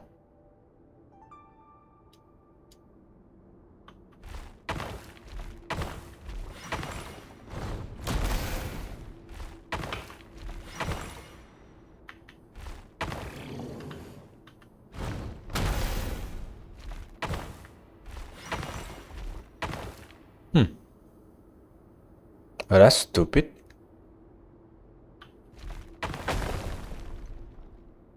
Fuck am I gonna do now? Back here?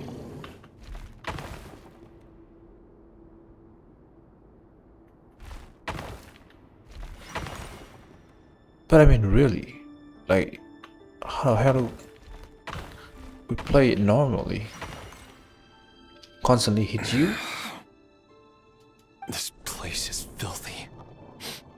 And the smell is abominable. Clearly, the king doesn't allow his prisoners a single shred of dignity. This is dire. Found you. Hello, Mr. Vedifalnir. It's you. Surprised? Oh, wait. I guess surprise isn't an emotion that prophets feel very often. I certainly felt some surprise in the moment when I was blinded. Surprise at the king's sheer ignorance. Surprise at just how unfairly this world responds to words of earnest remonstration. I'm curious. What did you prophesize this time? It wasn't a prophecy. It was a word of warning. Someone had to say it. The king has forsaken all reason in pursuit of his obsessions. I simply told him that if he continues on this path, Conria will surely fall. But he didn't listen. Worse still, he stabbed you in both eyes and locked you away. Dane asked for my help. The court is in complete chaos now, but I'm sure you predicted that. Everything is transpiring as I foresaw. Yet I am powerless to change it.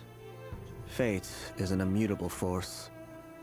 I can but lament as the inevitable unfolds.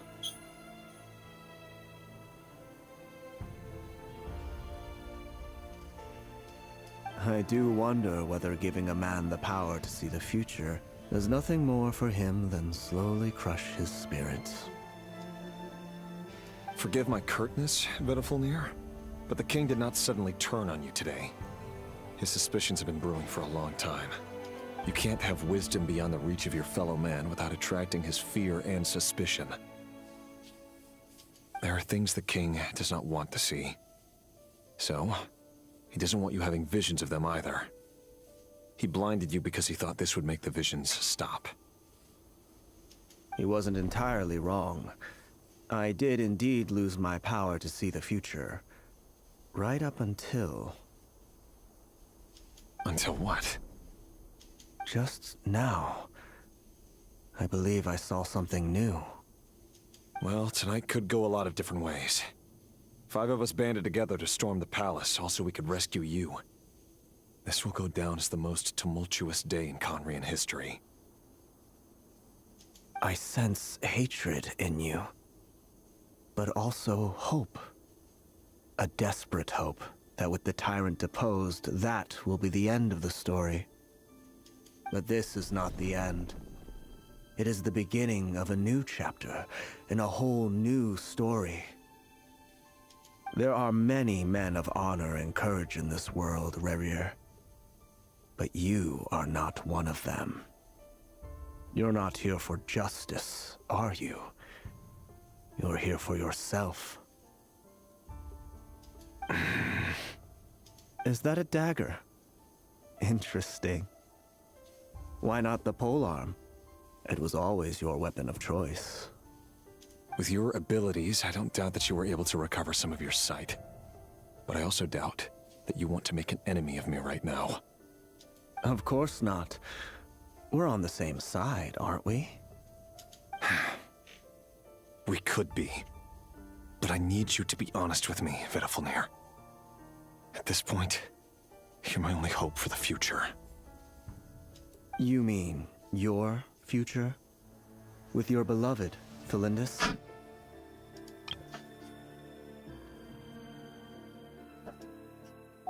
Yes. And I know there are bigger things at stake here. A dynasty, a nation, maybe the entire world. But forgive me, I care first and foremost about myself. I can't abandon the one I love to save myself. I just can't do it. But you see a broader picture of the future than I. You see the solutions to the biggest problems of our age. So tell me, what is my solution? What's the answer? In matters of fate, answers are either right or wrong. What will be and what will not. Maybe you are willing to pay a certain price in the pursuit of happiness, but unfortunately, fate does not negotiate. That is the cruelest thing about fate. It is unmoved by your sacrifices. That can't be true. I know it's your voice that I keep hearing in my head, urging me to see how the world is changing, to seek more power, so I can protect the things I love.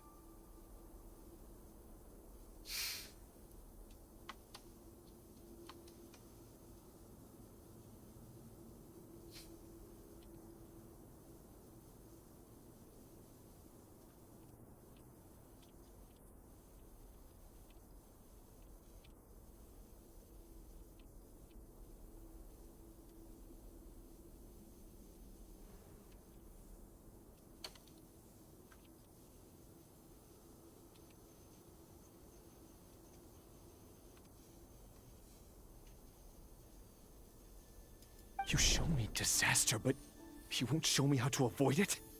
Why? Why are you doing all this?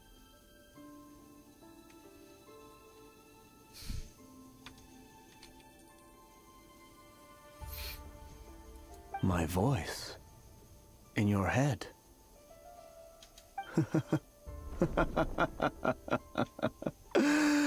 So, you hear it too? The voice that steals your mind, gains your trust, and drives you crazy. It turns out that we are not so different, you and I. Vedafalnir just broke into the strangest smile I've ever seen in my life, as if he'd discovered some monumental secret. But then he suddenly switched to looking extremely weary. Very well then. My advice to you is as follows. You must persevere. Whatever trials and tribulations you may face, be steadfast in the belief that they are your path to the future. For as long as you live, your story with Thelindis shall not come to an end. That is the only chance you have of fighting back against fate. It is up to you whether you believe my words. Regardless, that is all I will say on the matter. I have no right to intervene any further.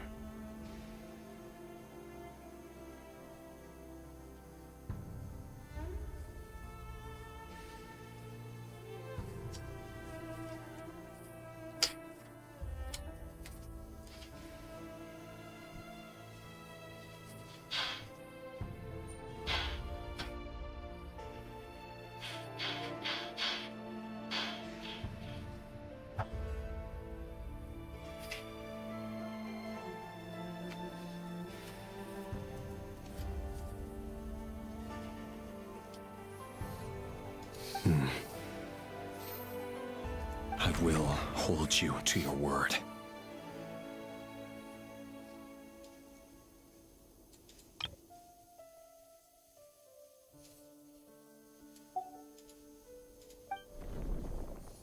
Thank you for setting me free. In return, I will tell you one more thing that you cannot afford to ignore. Just then, a strange wave of energy rippled through the city.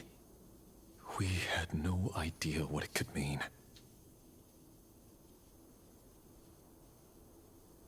If I were you, I would head to the Universitas Magistrorum. The Universitas? Oh no! I'm sure we'll be seeing each other again very soon, Rerir. Whatever Vedifalnir said, I didn't catch it. I didn't even help him out of the prison. There was no time to lose.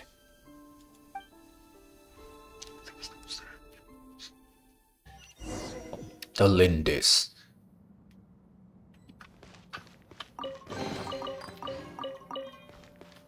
Thelindis. No more lies.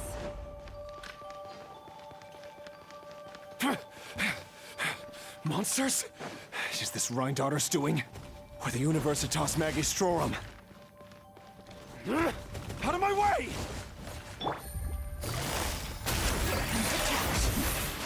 Bring it! Shower me with praise! Can't hide the truth. The Universitas. That reminds me of a rumor I once heard. Allegedly, the king installed secret mechanisms in the palace and around the city.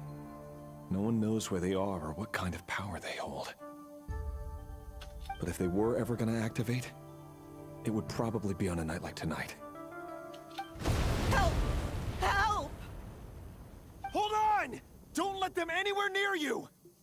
Save me! I can't! Ah! That sounded like an explosion. So, the rumor is true? The king really went through with it.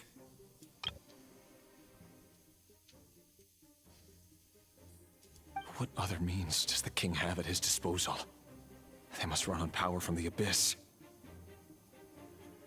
And given it's a major center of Abyss research, anyone over at the Universitas will be in grave danger. I have to hurry! But they said like Rhindaughter is like the creator of the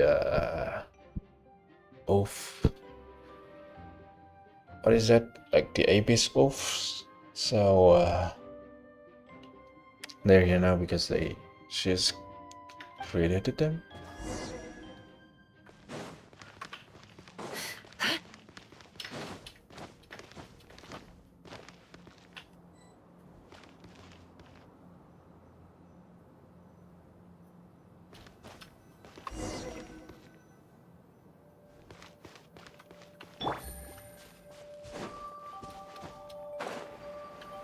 Ooh, I don't want to drop down to that. That's not gonna be a kind of anyways. Gotcha. Game's up. Fun's over. No more lies. It all falls into place. Can't hide the truth. Seek within. It all adds up. Busted. Here comes the catch. No more lies.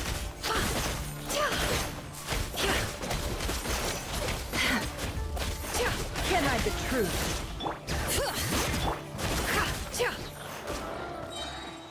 The deception ends here. I like the sudden change of her expression when she's about to, like, the animation is about to end. It's so good. Look at this. The mystery unravels.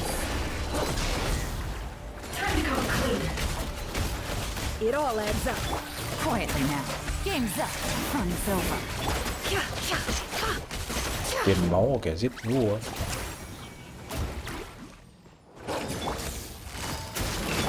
Can't hide the truth. The deception ends here. Hup.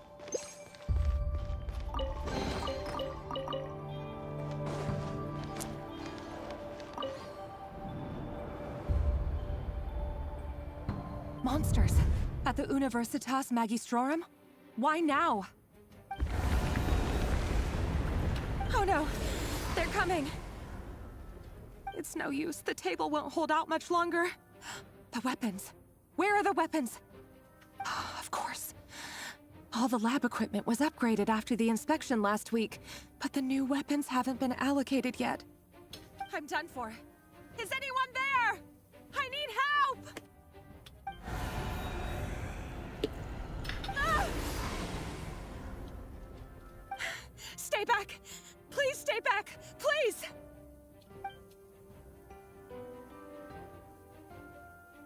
Uh-oh. She's gonna use it.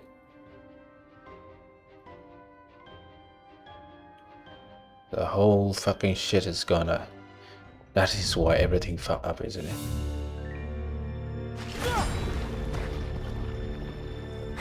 What's that? Red Rear! So the rumors about your work are true. What? No! Listen, something happened at the palace tonight.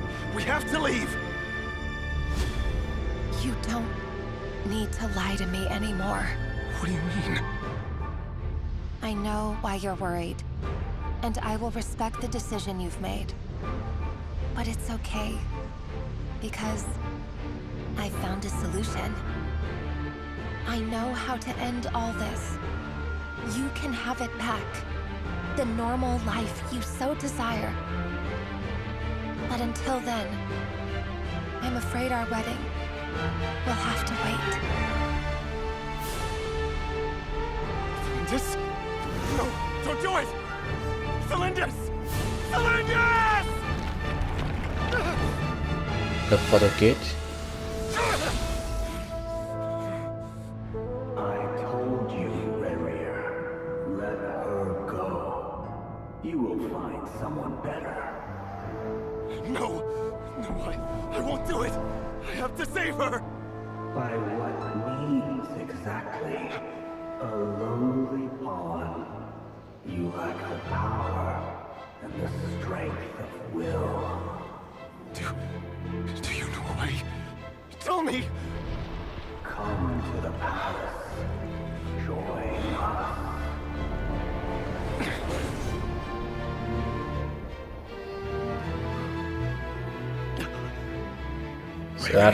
Thank goodness we... Step forth and take your share. You made it. Not you too.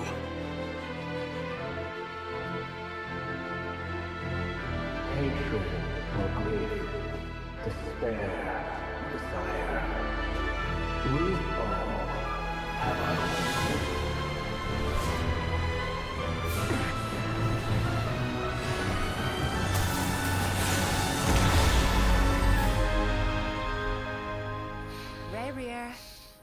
Rerir. Flindis? Were you daydreaming?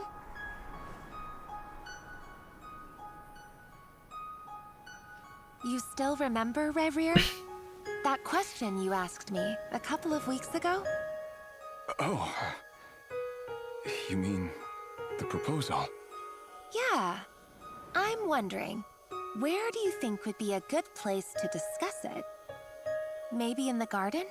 Or were you thinking a fancy restaurant? It's your choice.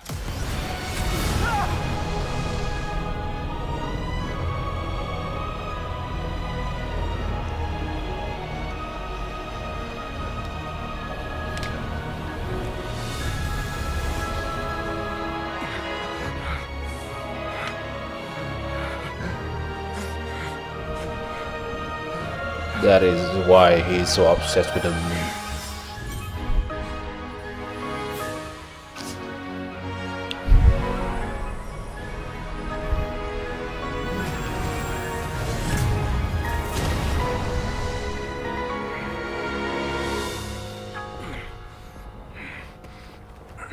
Viego. Not quite Viego though, but I will find you. Viego. Then you can give me your answer.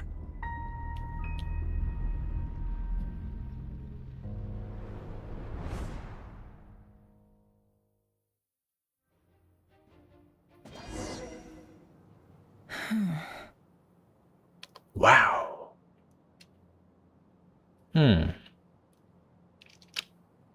So, he's received the power. I don't know what kind of power it is. Maybe from the Abyss, very likely. And become a sinner. So the other four is also received the power from the same source? Or maybe not. Maybe not. Like, maybe he's the only one. So that's how the Raker of Solnari was born. A monster created by circumstance is a monster all the same. Viewing other people's thoughts for too long can get uncomfortable. Right now, I'm feeling a strong sense of loathing. In a nutshell, the story of Conria is what happens when the truth falls by the wayside. Everyone tells little white lies, and before long, you have a huge pack of lies that destroys everything. Time to get back. His past is filled with sorrow, but the tale of any fallen civilization is one of endless tragedy. Cruel as it may be, that was Conria's fate.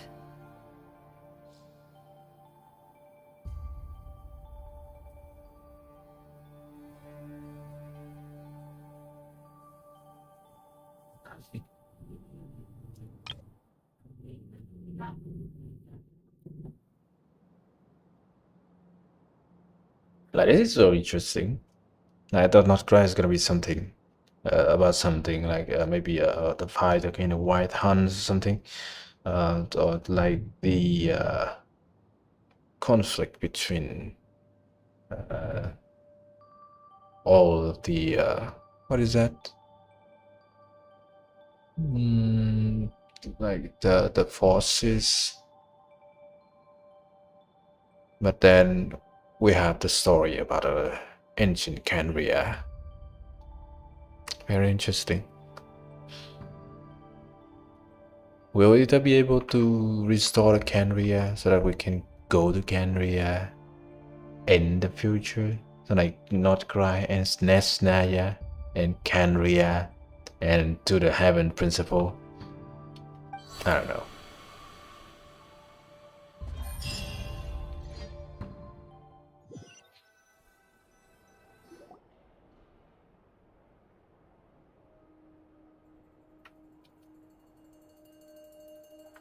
Everyone, I'm back. Can I get a standing ovation? Never! How are you holding up? Feeling okay? fine. Boss is a pro. Yes, I'm fine. You will have seen the events of Rarir's life through my thoughts. It's now clear that he is just a regular nobody, driven by personal tragedy, as he said himself. I mostly agree. There's only so much we can know about him from his memories alone, but they did give us a clear glimpse into his life in Conria.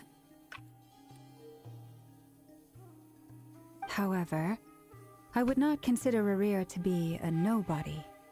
He was deeply involved in the events of that era. Yet, when the catastrophe of a generation strikes, nobody is safe. Sounds to me like you're speaking in riddles again. Is this you urging me not to abandon the people of Nodcry in their hour of need? No.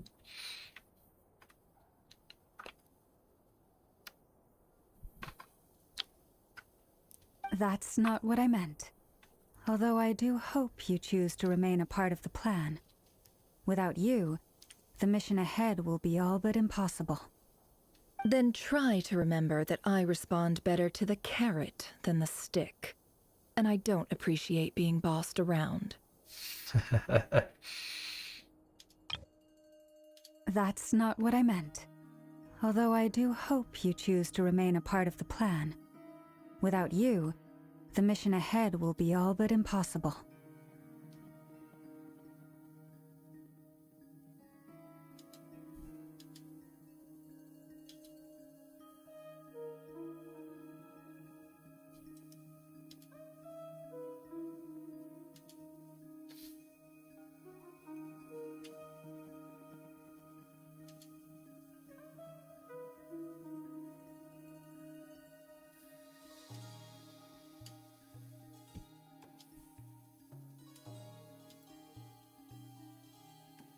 Ooh, Isosinkin has a new chapter. Oh my god. Oh, Yuja is gonna be here.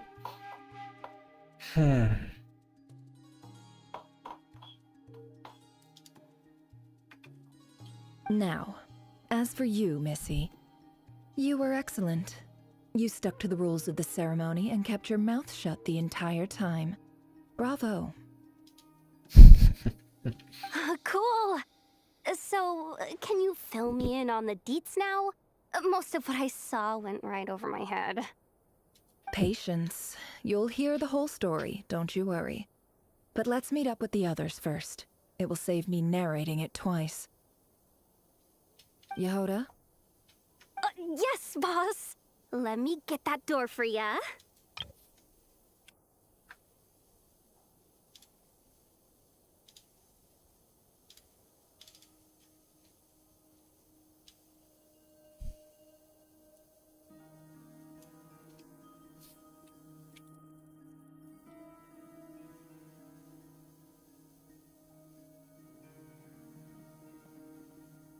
Huh, very nice.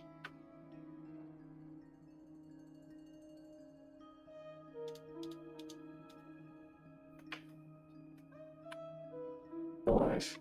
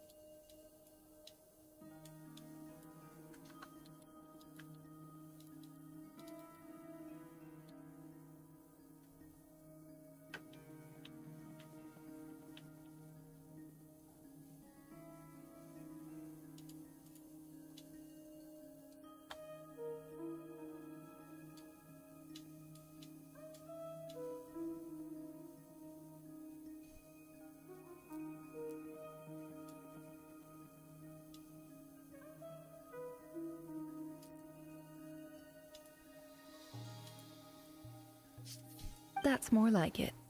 For a moment there, I was worried you'd forgotten about the first clause of your employment contract.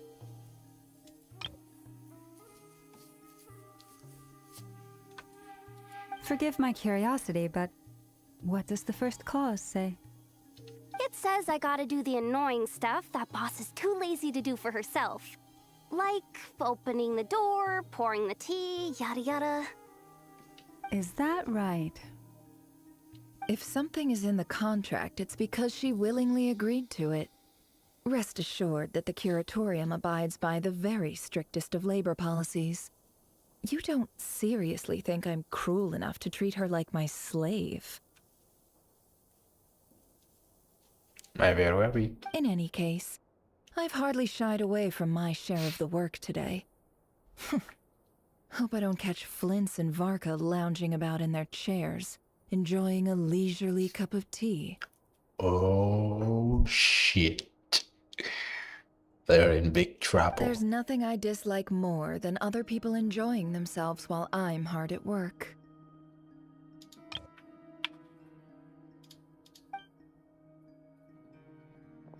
They are in big trouble. Oh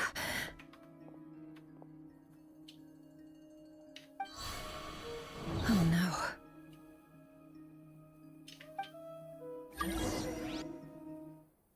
What is that? Inception. Sorry to disturb you, but we seem to have run into some trouble. Back in Sumeru? Evidently so. Don't worry, I'm not about to leave you to fend for yourselves. I'm not that kind of boss. And it would go against the Curatorium's labor policy. I'm sorry. What did you hear me say? I wasn't talking about labor policy.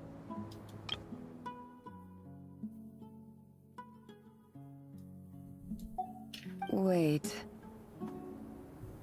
How long have I been standing here? Not long. You just appeared by the door a moment ago.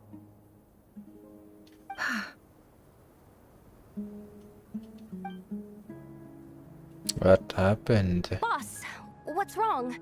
You look like you've seen a ghost. We've been tricked. We never left at all.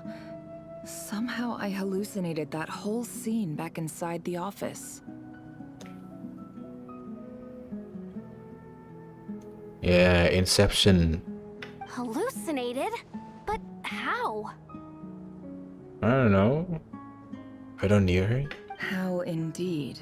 Bit of near. This place should heed my will alone. All thoughts and actions that occur in here are just a result of pawns moving across the chessboard in a carefully calculated manner. And nobody has access to this chess set but me.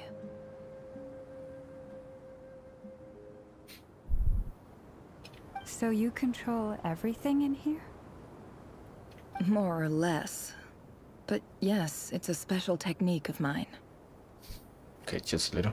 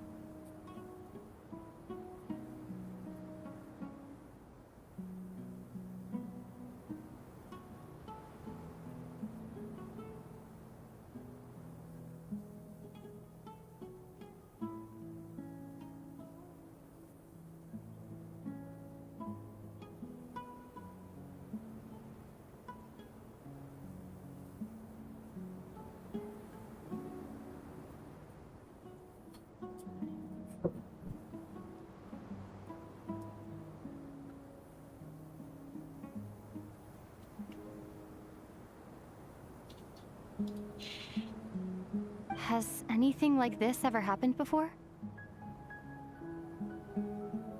Only once. It was the first time I used the chess set. Is there any similarity between what happened then and what's happening now? I suppose my thoughts are a little turbulent, which was also the case my first time. Is there anything I can do to help? The first clause of your contract clearly states that I only need your help with things that I'm too lazy to do myself. Meaning, you're not feeling lazy right now?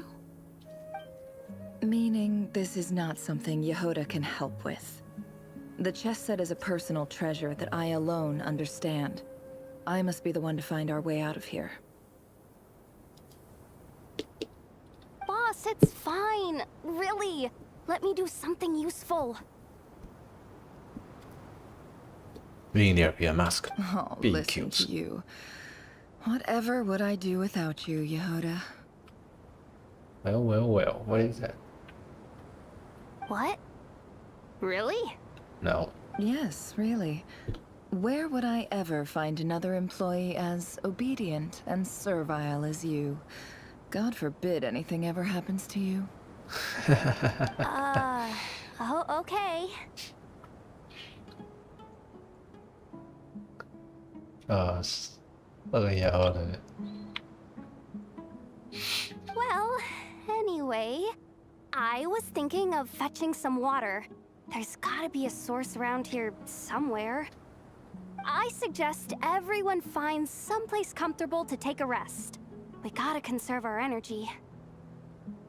Even though all this chess malarkey doesn't exist in a physical sense, mentally speaking, it's all real. And so is our tiredness and fatigue. You don't want to dismiss mental fatigue. Just because it isn't physical doesn't mean it's any less serious. But anyway, I got your backs, so don't worry about a thing.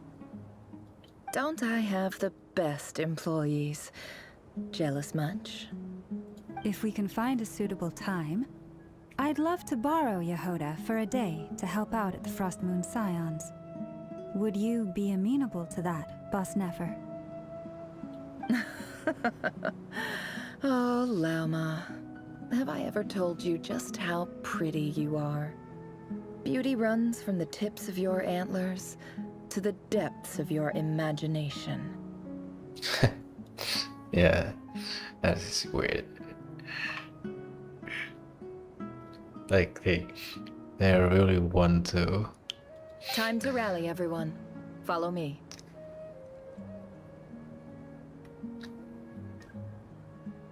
As we continue our journey, the same rules will apply.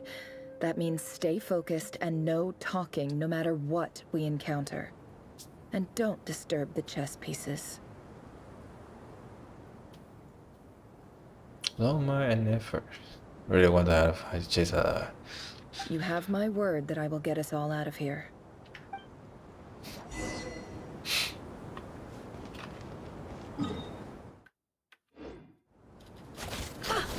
Oh witch. Have I do that? Fuck.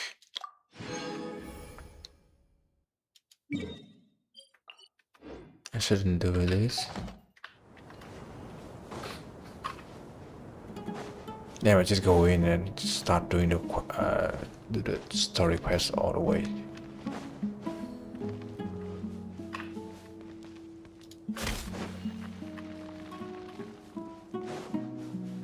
No more lies.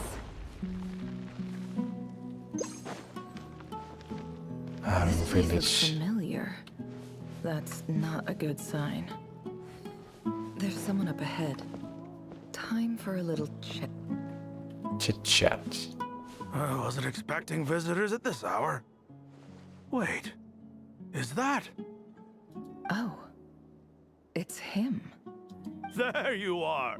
Sinue's been looking for you all day. I think he has some news for you. Oh yeah? What were you doing just now, Uncle Retinue? Hiding away some more loose change? I know I saw some Mora. What do you mean loose change? Oh, come on, I'm too old for this. Just pretend you saw nothing. Small Nefa. Wanna see the small Nefa?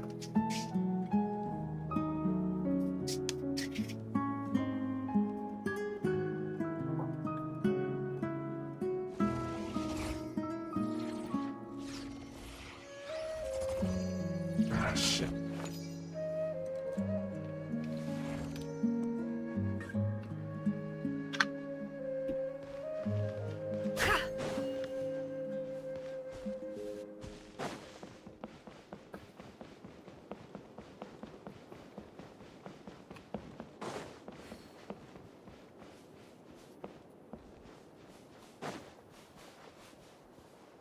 Hey, kid.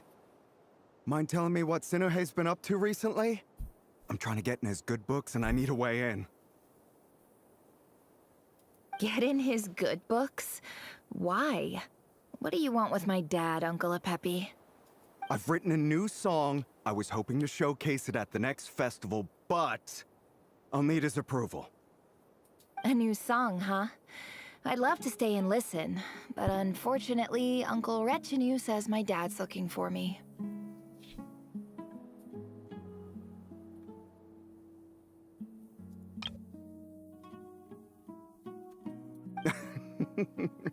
Well, there's plenty of time and I'm not going anywhere. See that pile of stones?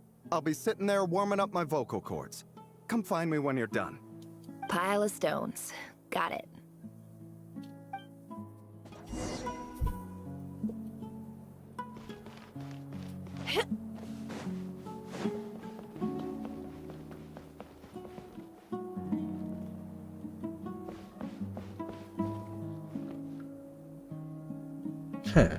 No, it's just remember, this thing has gone a little bit deep into like the character story quest.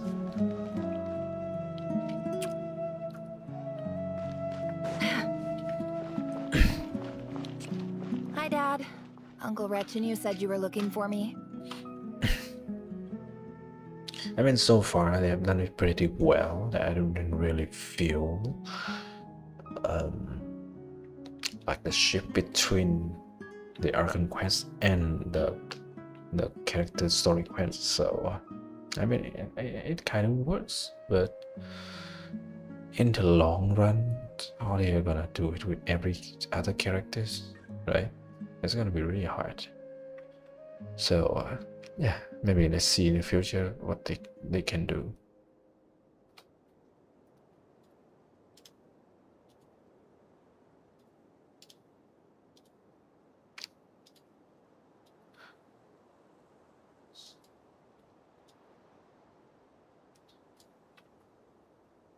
Ah, there's my little princess. If you'd gotten back just a little sooner, you could have shared the spoils of war with me. Spoils of war? Who were you fighting against, Dad? It was just a figure of speech. The aftermath of a sandstorm is no time to be waging war. I was talking about our war against thirst. I went out to fix our water supply problem, and now I'm back. Which means... We have a well again! That's right. I found a new one and brought back as much water as I could carry. It should last us for a good while. If it wasn't for these blasted sandstorms, our wells wouldn't be caving in. You wouldn't be spending all your time out searching for new water sources. As the chief of our tribe, I'm supposed to be leading us out of hardship and poverty, onto better things.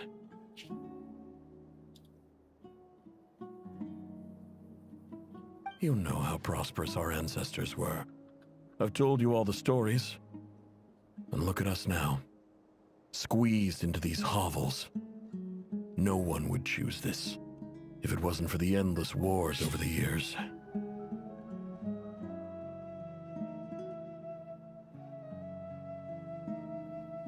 But things are looking up. I started working with some folks from the academia a few months back. They gave me some contacts in return for my assistance in the desert. So you're the academia's helper now? Special ambassador, they call it. Think of it as a partnership. It's nothing bad, okay? We've been isolated here in the desert for too long. Seeking opportunities elsewhere is the best thing for us, and the fastest way to progress. So, do you get anything good out of being a special ambassador? Of course. My luck's improving all the time. One day, I swear I'm gonna lead us out of this place. We'll find somewhere new. Somewhere better.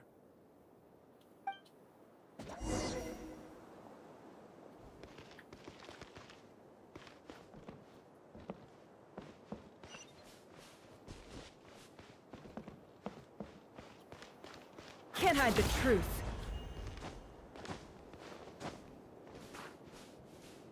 This deck has been used for Marika's hair. It all adds up.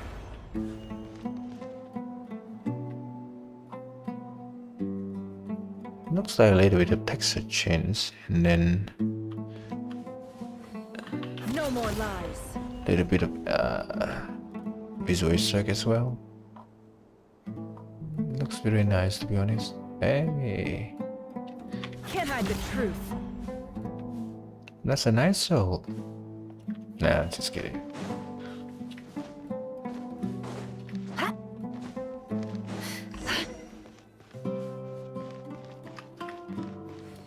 Wait, just like that, and we leave the village.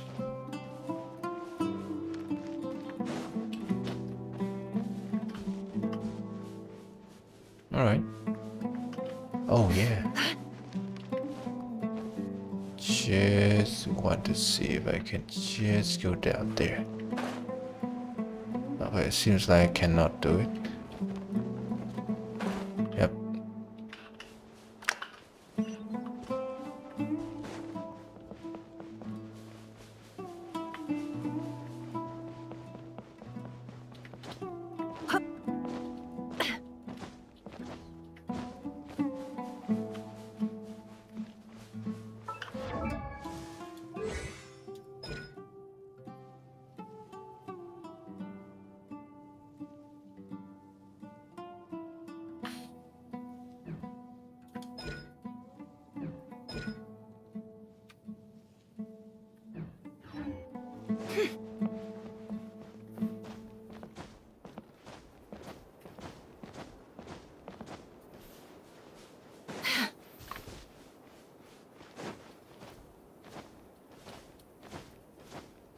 He's not here anymore.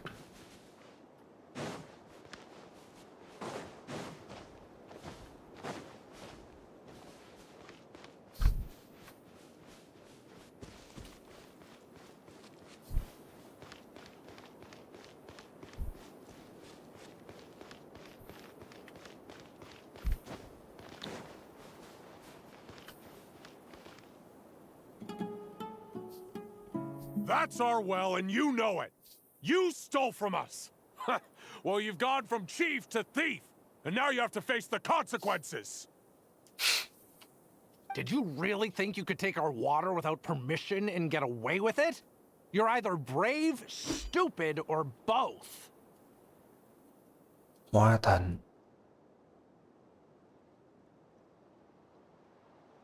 And that Special Ambassador Act? Yeah, nice try! We spoke to the Academia. They said it was all news to them.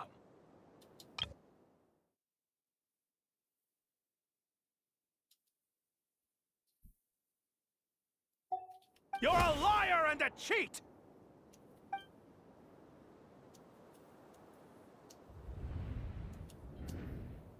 I heard Yehuda gasp, but I don't blame her. Most people are terrified by the sight of blood. Corpses strewn across the ground. The wounds are clearly from scimitars and daggers. The desert dwellers' weapons of choice. There's a handwritten note on the ground. Halil, this is Sinuhe, chief of the Shimti tribe. Surely you remember me. I was the one who helped you and your colleagues avoid the quicksand in the desert. This is my second time writing to you. I assume my last letter must have gotten lost in the mail, as I didn't receive a reply. I hope this one makes it to you safely. I'm writing to you because I need some help. That sandstorm the other day completely blocked up our well, forcing me to look for another water source in Iab and Unut territory. It was a matter of survival. Praise the gods. The well of the Iab tribe was intact. It was my last resort. I drew what water I could and left, but not without being spotted. I fear they will retaliate. You told me to write to you if I ever needed help. You said you'd be my ally in the Academia. I urgently need you to formally recognize my title of Special Ambassador and send some of your people to assist me for a few days. It's the only way I can convince them that this was the Academia's decision and prevent them from retaliating. This is an emergency. Please send help as soon as possible. Looks like this letter never got sent. The writer died a grisly death, and the letter was trampled into the ground. It's badly defaced. Some parts are barely legible. What a ridiculous lie the surviving Shimti tell. Their whole village was butchered over a sip of water.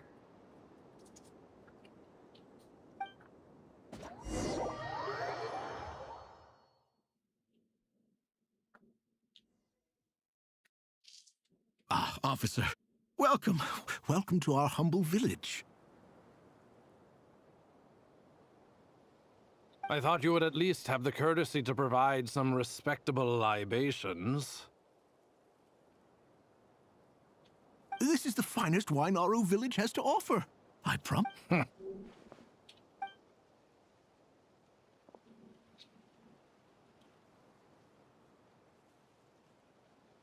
The Academia has agreed to reserve a single space for a candidate from your village.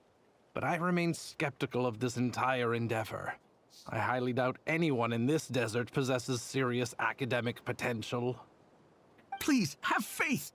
If not in us, then in our god. The child we found shows great promise.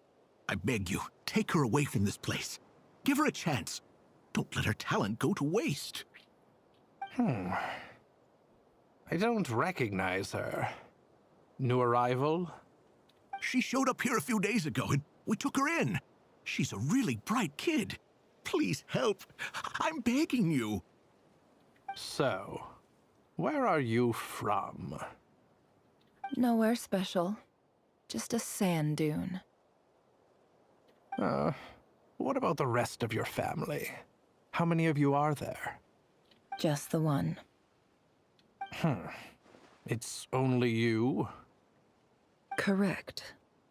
So, no brothers, no sisters, no mother or father?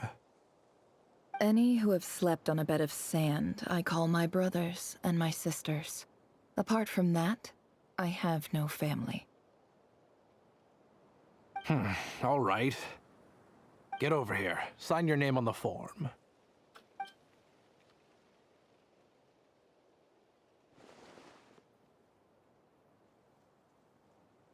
Never? You're rather fair-skinned for a desert dweller.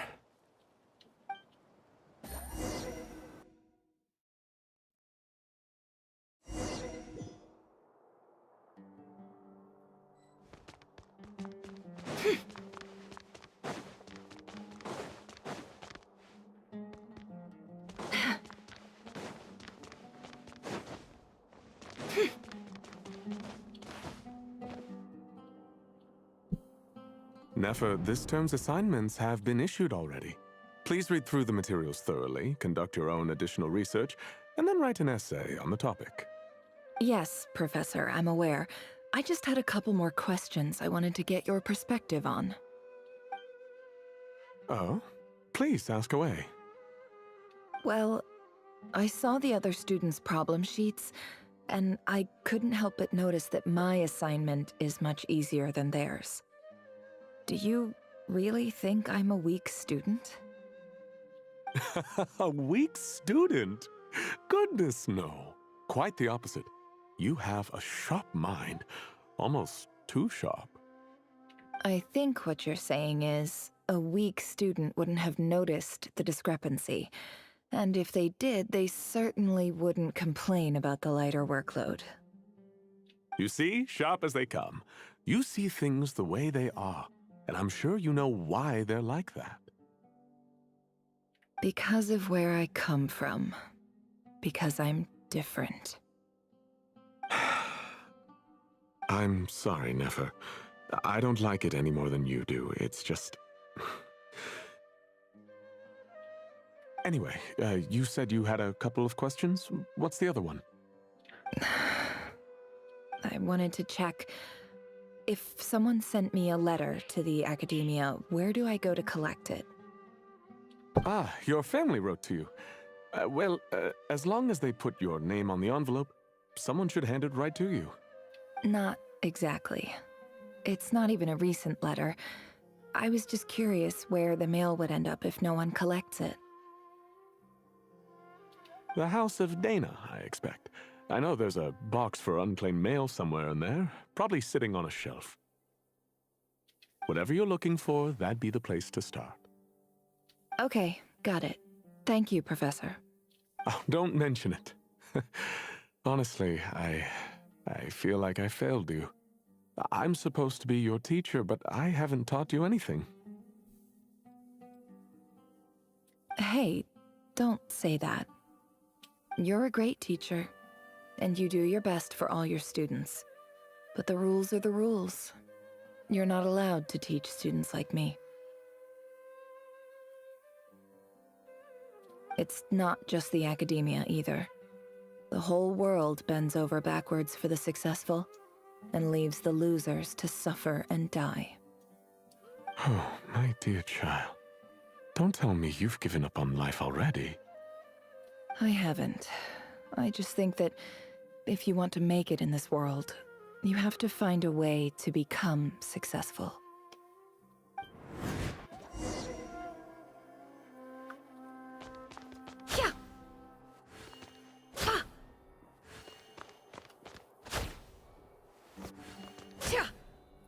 Form fertig.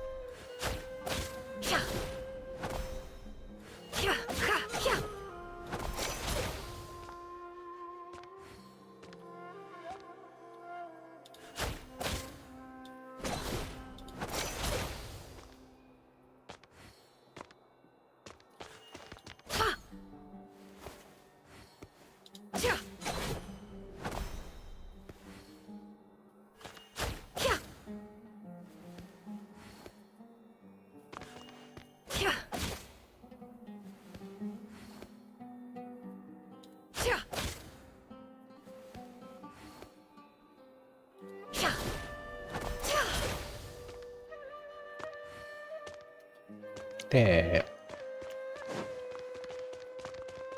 It all adds up.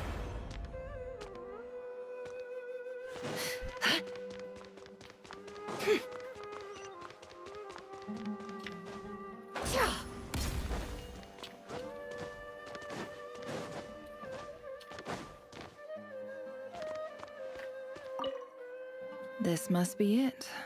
A big cardboard box full of unclaimed mail. And probably some letters that ended up here by mistake, too.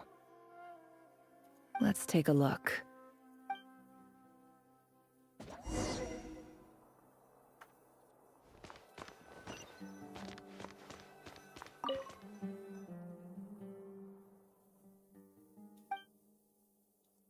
A dilapidation survey from Port Ormos.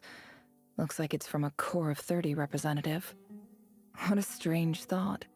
A bunch of mercs losing sleep over rundown buildings. This one was never even opened. I guess the recipient didn't care what the Core of 30 had to say about anything. Who was it addressed to? I don't recognize the name, but it must have been a Kasharawar professor.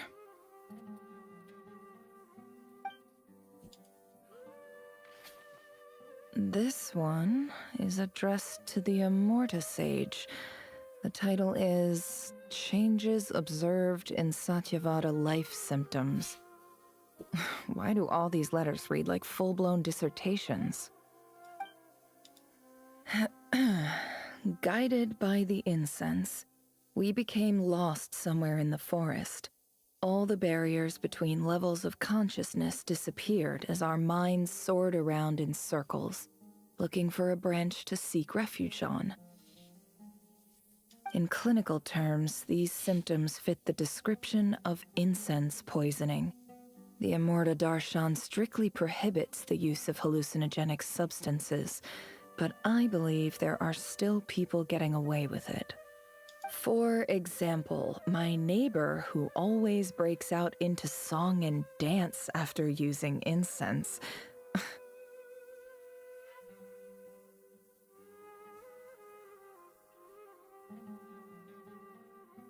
This seems like something the academia would want to know about. Why wasn't it collected? Wait, what's this written on the back? It's so small. The note says, "The sender authored this letter while under the influence of mushrooms. I would send it back, but no return address was provided. Stamped by the Grand Conservator of the House of Dana."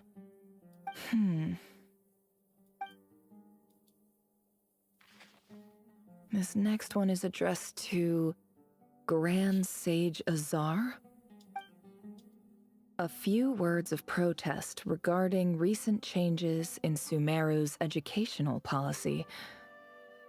In recent years, the academia has taken on a small number of students from the desert region, as per the policy to this effect. However, it appears to me that these students have not, in fact, been provided with educational opportunities that are, in any meaningful sense, equal to those enjoyed by their peers. As well as receiving dumbed-down assignments and perfunctory tutoring, they do not even have full access to the Akasha system. Education is the fundamental purpose of this institution, which should go without saying in a nation whose founding virtues are knowledge and wisdom. I ask you, is the lip service we pay to the policy of education for desert students truly the standard of pedagogy to which the academia aspires? As Grand Sage, policy decisions are your prerogative, but do not forget your roots. You and I were once students too, as was everyone else in this institution. I do hope you will give some serious attention to this matter. I encourage you to discuss issues like this with myself and others, and listen to some alternative opinions. great letter. Shame it didn't get to where it needed to go. And the sender is... Huh? Sage Cyrus of Spantamad. I didn't realize anyone else even knew how bad students like me have it in this place. So this is where letters from the Sage of Spantamad end up? Nice one, Grand Sage. Really enlightened leadership. Whatever. This isn't what I came here for. Moving on. I'm not exactly holding out hope that a letter sent from the desert would even make it here. But if it did, where else would it end up if not in this box? I can't believe how much discarded mail there is. Must have been years since someone last went through it all. And this is just one box. I don't believe for 1 second that any human being has sat down and read through all the documents in this place. Who has that much free time on their hands? Wait, could this be it?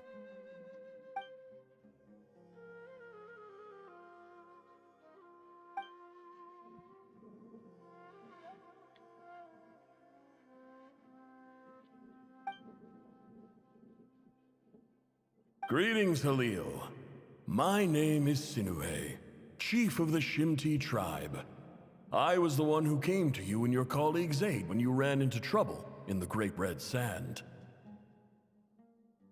I don't know how well you remember it now, but I brought you to safety and gave you some water and other supplies. You seemed very pleased and told me your name. In my tribe, learning a person's true name is serious business, and I therefore see you all as friends. You were kind enough to leave your contact details, so we could stay in touch. The Shimti tribe lives a harsh, nomadic existence in the desert. You were sympathetic towards my plight, promising to make me a special ambassador of the academia and help us find a way to make a better living.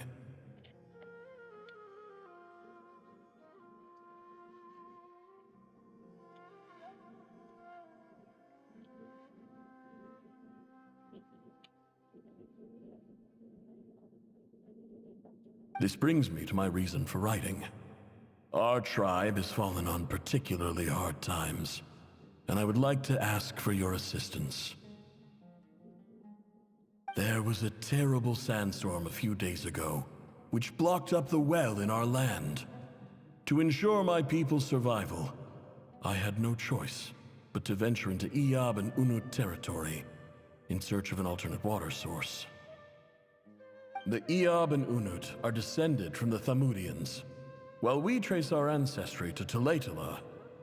We worship the Lord of Flowers and have had relatively good relations with our fellow tribes up until now. I found a well belonging to the Iyab tribe. They declined to help us, but I really had no other option, so I took some water to keep me and my tribe alive. My actions are certain to incur their wrath. When we met, you assured me that you would be my ally in the academia. I would like to take you up on that offer, because I really need your help. That aside, the last time you were here, you mentioned that the academia had started accepting students from the desert, and I told you a little about my daughter, Nefer. We have next to no resources here in the desert, and my power and influence are limited. Would you consider enrolling my daughter at the academia? She is a smart girl. I know she won't disappoint you. From the outset, the academia never took you seriously. Those things they promised were just empty words. I doubt they even remember the name Sinue. And you were so emphatic that your luck had finally changed for the better. You swore you'd lead us to a better place one day. You spoke with such conviction, like you were the most powerful chief in the whole desert. You liar. You lied about everything. You promised the world and delivered on none of it. Oh my god, you see this shit? It's clipped through. Oh, man. Yeah, that is sometimes a problem that comes with this kind of model. It will be like this. And who fell for it? Just me, by the looks of it. Despite your best efforts. Which makes you a pathetic liar. You weren't even any good at it. I think I'll take over from here. Let me show you how it's done.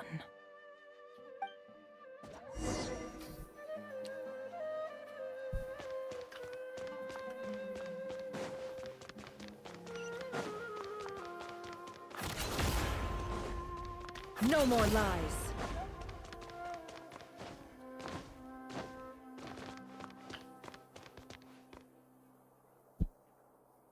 I just came to say goodbye. Thanks for everything you've done for me in my time here. Nefer? You packed your bags. Where are you going? I'm quitting. Something's come up in my hometown. Gonna head back and deal with it. Huh? But this was a hard-won opportunity for you. You know that better than I do. It was, but it doesn't matter. I have more important things to deal with, and they can't wait. Oh, and I didn't want to overfill my bags, so I left some incense on your desk. What's wrong? I thought you liked incense. Although, I did read somewhere in the House of Dana that it has hallucinogenic effects. Don't use it all at once, all right?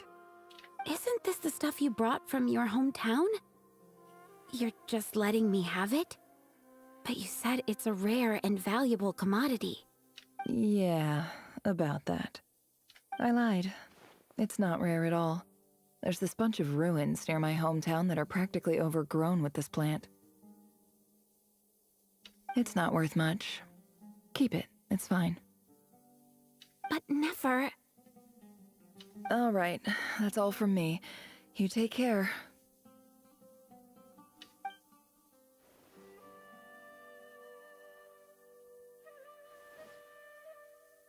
Don't forget me, okay? I mean, we're more than just classmates, right? We're friends. Yeah, I'll remember you. I lied again.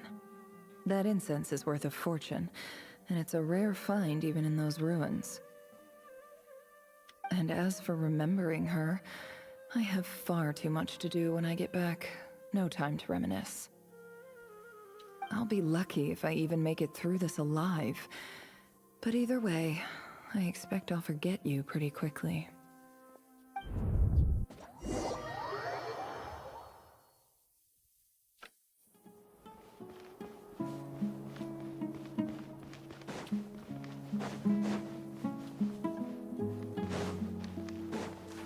Hey, we're back to the island village. Or maybe not.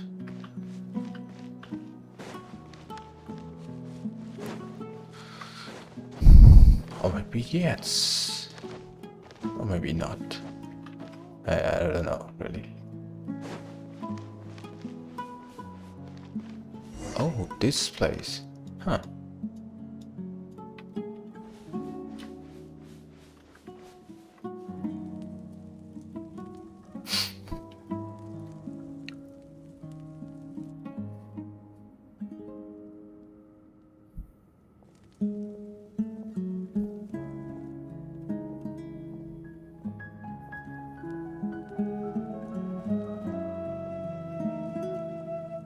It's a pleasure to meet you, Mr. Arif. So, what does the Academia want? Since they've sent their special ambassador, I assume there's a big business deal to be made. If not... Please, sir, lower your blade. You're lucky I'm the one they sent. Not all special ambassadors share my admiration for the Eab people.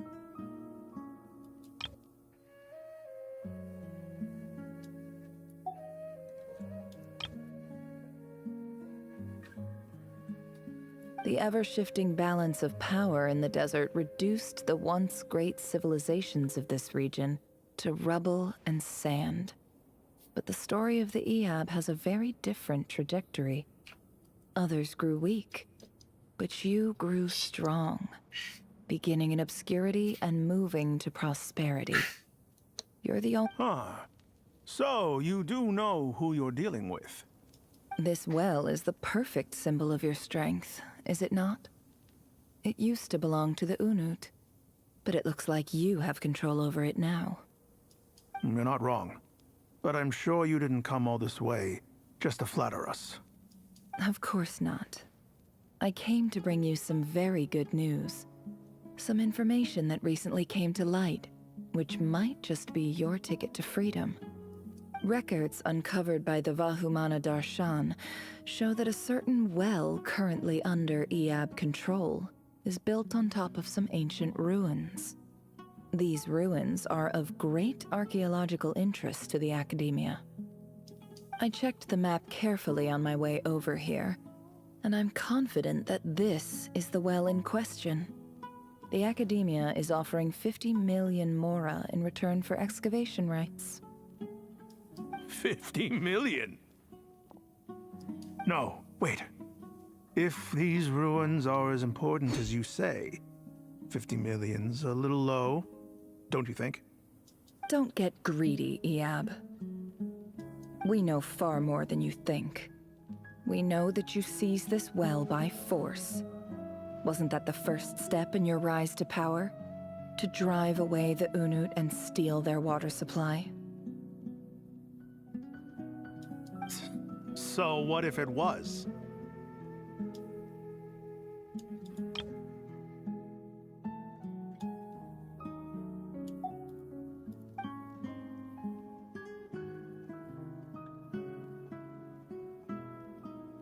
Don't worry. As unscrupulous as it was, it's something we're willing to overlook. The Academia is only interested in dealing with the de facto power holders in the region. I hope I am making myself clear.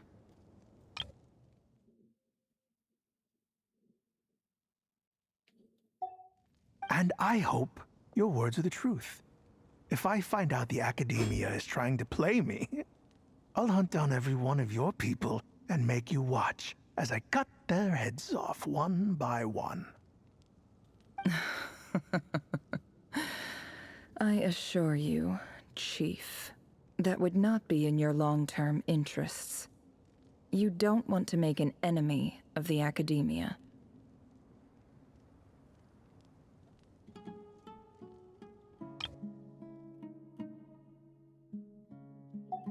You see how I'm dressed, don't you? I appreciate that you've never been to the rainforest, but surely even you recognize an ambassador's attire when you see it. And what does a barbarian like you have to lose anyway? You really think the Sumeru Academia would bother to come all this way just to lie to you? We have more important things to worry about.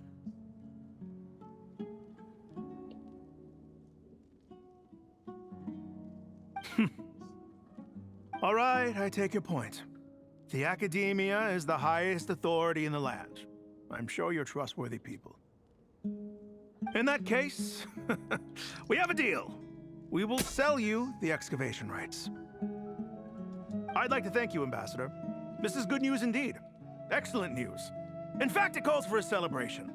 Would you do us the honor of staying a while and enjoying some Eab hospitality? Gladly. I am partial to wine myself, and I trust you are as well. So let's indulge in a few drinks together, in celebration of this momentous occasion. Are you gonna poison the fucking wine?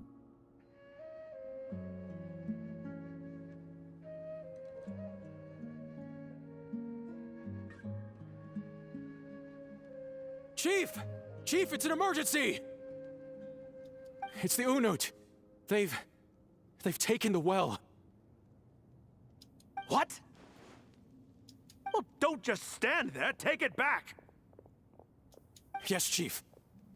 I have every confidence in the EAB's military superiority, and yet... What is it? The Unut's response was alarmingly fast. The day after we reach a deal, they seize the well. This can't be a coincidence. Perhaps there is a traitor in your midst. I don't think so. I am obliged to remind you, Chief, that the Academia will only deal with the de facto power holders. If you cannot regain control over the well, I'm afraid you won't see a single mora of that 50 million. No! Please, Ambassador, just give me some time. I swear the Unut will not get away with this. That well is ours, and so is the Mora. Glad to hear it. I will wait here for an update. If there is a traitor, I will find them. In the meantime, make yourself at home. I'll report back as soon as I have an update. Much obliged.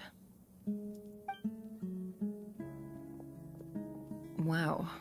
All it took was a few words and I've got him wrapped around my finger. Fuck. What an amazing feeling. Something is awakening. So, in summary, Ambassador, the Academia would rather negotiate with our tribe instead of the EAB, yes?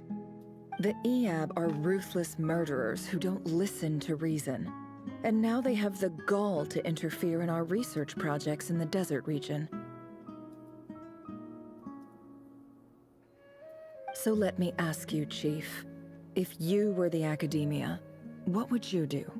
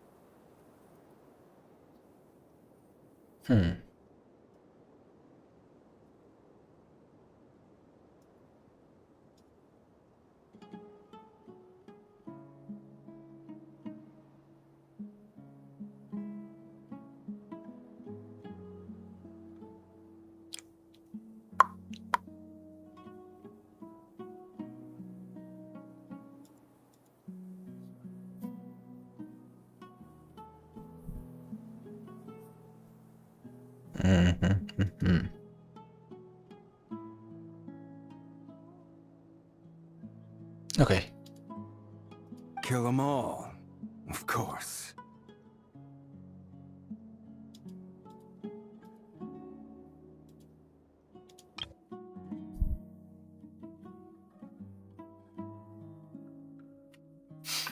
Precisely. The Academia does not tolerate those who stand in our way. The EAB have held back our academic pursuits for too long, and our patience is wearing thin. At the same time, there is simply no way that the Academia can be seen to be intervening in desert affairs. I'm sure you understand where I'm coming from. We have our own rules out here. If the rainforest dwellers raised arms against a desert tribe, it'd start a bloody war. Right. We can't confront them ourselves, but we can support their enemies.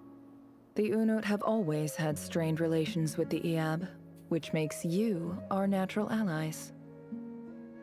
Natural allies? Weren't the EAB your allies once? You were quick to send them after us to protect your interests back when we stole that water. And now look at you. You're at each other's throats. Let me be clear. The Academia wishes to collaborate with the legally recognized rulers of the desert in this matter. We are asking for excavation rights to that well, and our offer is 50 million mora. Say no more. I believe we have an understanding. Good. Then I suggest you get to work. Get us access to that well, and the mora's yours. You see, Dad? Lying is easy when you know how. People will believe anything.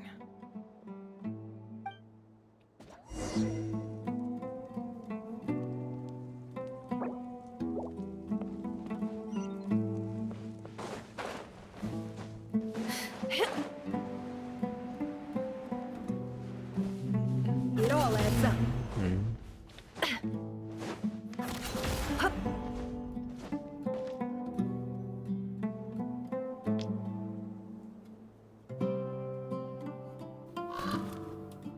Crow?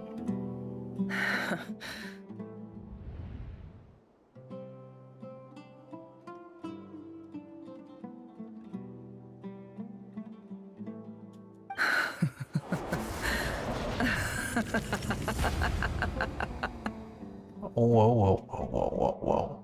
God. Look at yourselves. You may be vile, savage monsters, but your butchered bodies bleed like any others. You're no different. You're nothing special at all. The monsters who destroyed my home, they're just ordinary, petty human beings. What a joke.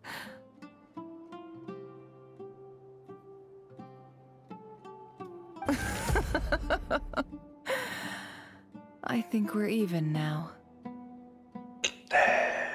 Maybe I've even done the desert a favor. It's a better place without all these people around.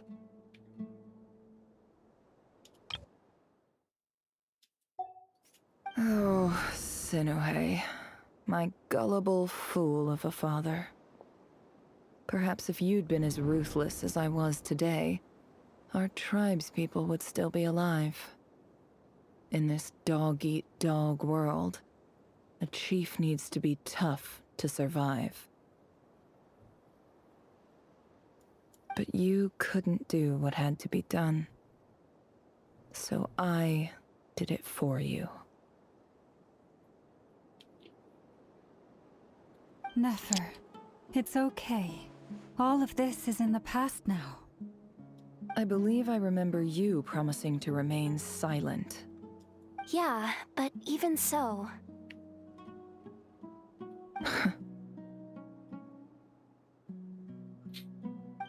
Yehoda, is there anything you can do to ease the tension? Alright, time for a sharp turn onto a completely different topic. So, anyway, that's enough of that. When are we getting out of this place? Feels like we've been walking forever. I'm getting pretty tired. Oh, Alma, you tired? Yes. If we can find somewhere to sit down, I could certainly do with a rest. It's not far now. There should be a temple just up ahead. Yes. Really? A temple? That's where this story ends? I guess that's how things go in the desert. Desert dwellers can never escape their destiny. Or so everyone says. I never wanted to believe it, but looking back now, I'm as desert as they come.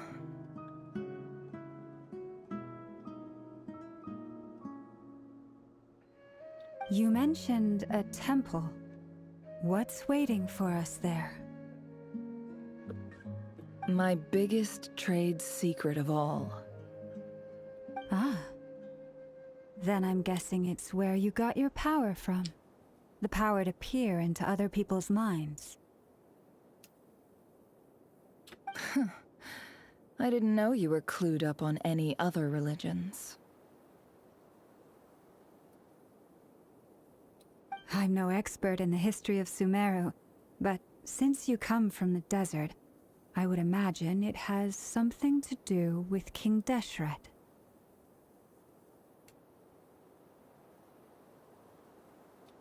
Sounds impressive.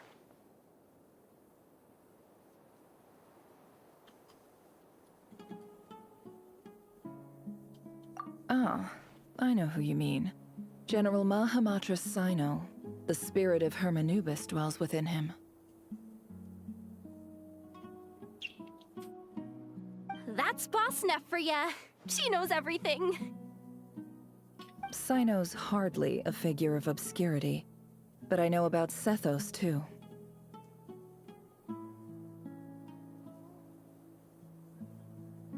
What about him? Is he a big deal or something? Well, he's not a small deal, let's put it that way. Please, this is the bare-bone basics. Save the flattery. Thanks for your patience, everyone. I'm sure it's been a lot to take in. With any luck, that's our exit just up ahead.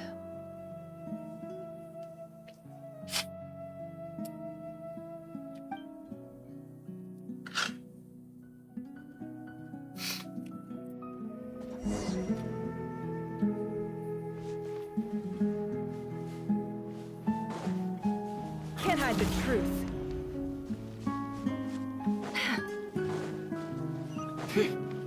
No more lies.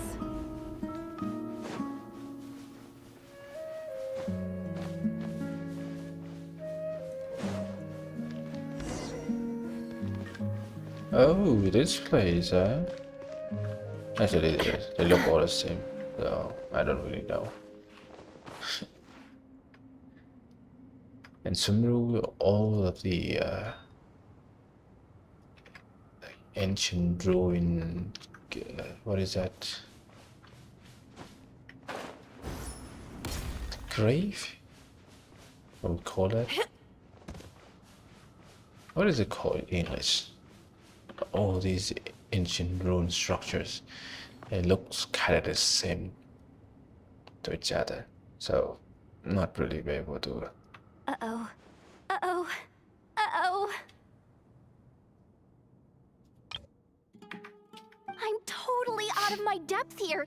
I don't have anything to add about any of this stuff. Like, look at that statue, for instance. I want to do the whole name-dropping, this girl knows her stuff thing too, but I've never seen anything like it before. A statue with the head of a bird. That's Thoth, the Ibis King, one of the 7 pillars of King Deshret. The legends say that he, the Crocodile King, and the Goat King were the 3 retainers of King Deshret. Let's take a look.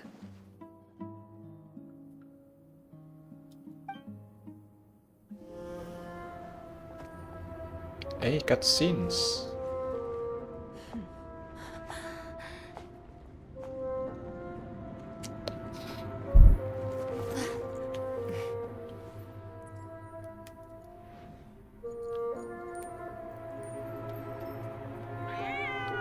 The cats? It's just Ashru. So, all is well?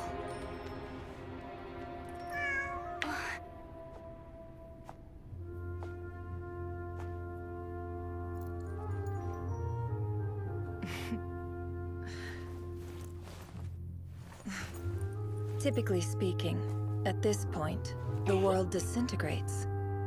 Then we find ourselves back in the outside world. Besides, these are my memories. There's nothing to fear. You're sure? Of course. It's almost over.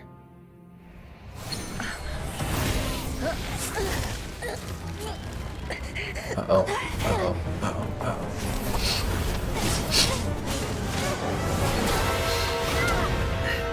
Really weird. Become a cat? Hold on!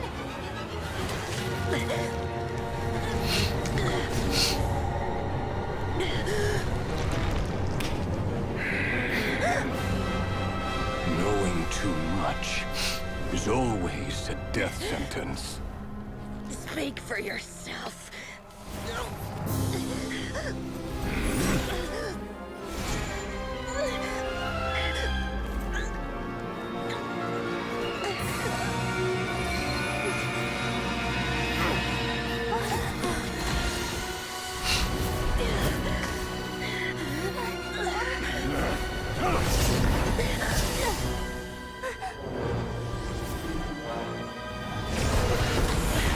in slip. How repulsive.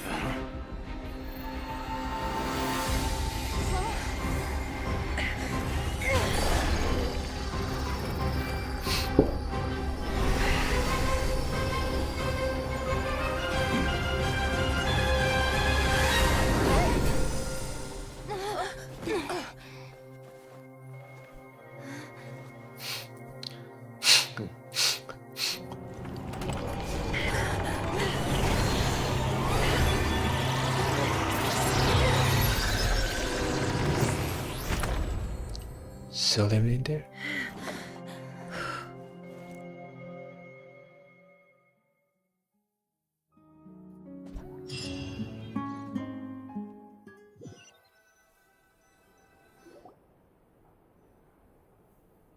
Timed that pretty well, didn't I? Columbina. It's okay. I'm just glad no one was hurt. Paimon noticed you doing something too, Dainsleif. Were you helping get them out? Of course. When I asked Nefer to conduct this investigation, I was not naive to the dangers involved. I had a duty to ensure your safety. Good to know your sense of justice is still intact after all these years. I take that to mean that you saw the truth. That comes as a great relief. I certainly did. And thanks to your help, I also managed to trap Rerir inside the chess set. Whoa, really? How'd you manage that?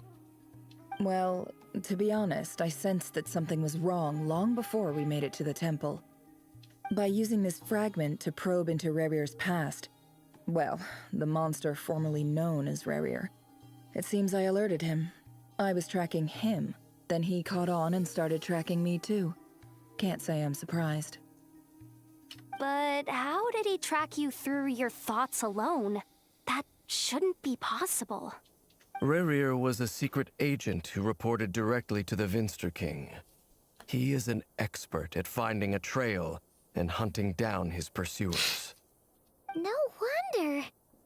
He infiltrated the chess set, read my thoughts, and built a new virtual chess set inside of it. That's why we weren't able to leave at first. Speaking of your chess set, it's quite a remarkable item. Would I be right in thinking you have some connection to King Deshret? You overestimate me. I only have a connection with one of his underlings, the Ibis King. You all saw how this came to be. A long time ago, the Iab massacred my tribe, the Shimti, in our home village. A few years later, I enrolled in the academia, where some new information came to light.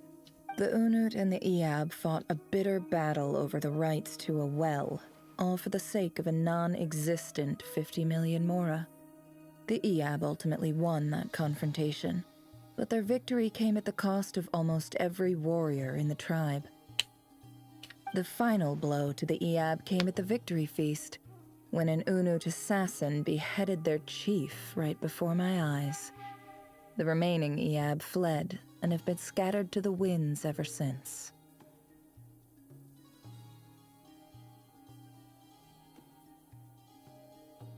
Having gotten my revenge, I returned to my hometown, where to my surprise, the nearby temple was still standing. There it was, seemingly immune to the relentless hostility of the desert, while my tribal home lay in ruins. As I stood there gazing at the temple, I noticed a cat just outside. This cat, as it turned out, was home to the spirit of the Ibis King. He led me to a gate deep inside the temple, and there he made a deal with me. This chess set is my gift from the Ibis King. The chessboard within is made to the same specifications as the one in the mausoleum of King Deshret, and represents his power of piercing analysis. With this chessboard in its container, I gained a certain ability to perceive hidden secrets. Now, you could conclude that the Ibis King simply wanted to give the people of this world the power to seek the truth, but I don't believe that's the full story. Every god plays favorites. Their hearts are as fickle as any human's, full of secrets, perversions, egotistical tendencies. But precious few gods are willing to admit this.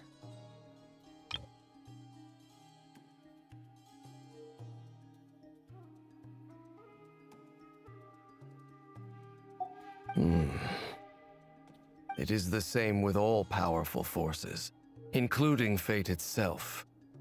Their gaze falls preferentially upon a select few. As you rightly point out, this is an act of favoritism. If you're alluding to the Abyss, then yes, I agree. Gather the others. It's time to share everything I've learned.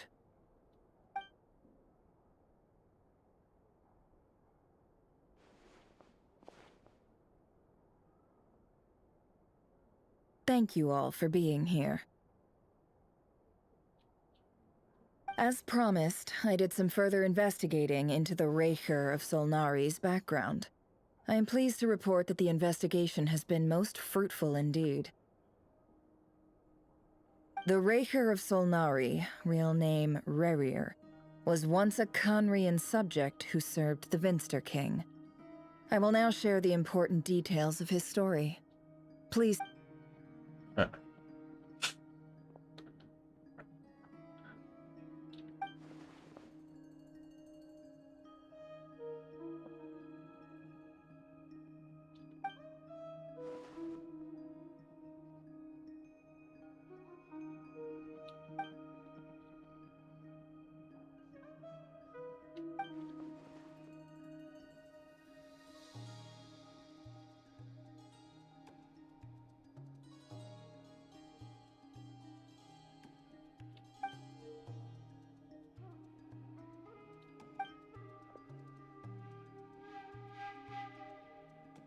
So that's why he's so obsessed with the moon. A tragic tale, to be sure. But it does not excuse his many transgressions. No matter how much Rerir suffered in the past, the fact remains that he is what we know today as the Wild Hunt, wreaking havoc upon innocent lives in Nodcry. He becomes more dangerous with each passing day. If left unchecked, it is simply a matter of time before all of Tevat suffers the consequences. This is a threat that the Knights of Favonius cannot ignore. A question for Miss Columbina. Forgive me if this is presumptuous, but have you ever seen the spatial gateway that appeared in Rerir's memory? Never. But I have heard stories of something called the Moon Gate, and this seems to fit the description. Miss Lama, any thoughts on this? In the lore of the Frost Moon Scions, the moon is believed to hold many secrets. Some sources speak of ancient knowledge, others of a gateway to the unknown. The term Moon Gate is one I have heard before. But as is the case with all of our legends, there are no records of any first-hand witnesses. We cannot know whether it truly exists. Then back to Miss Columbina. As a moon goddess yourself, do you have some idea of where the Moon Gate leads to? Not at this stage, sorry. I do hold the power of the Frost Moon, and my strength is recovering well. I can sense that the gate would open at my command, but... Okay.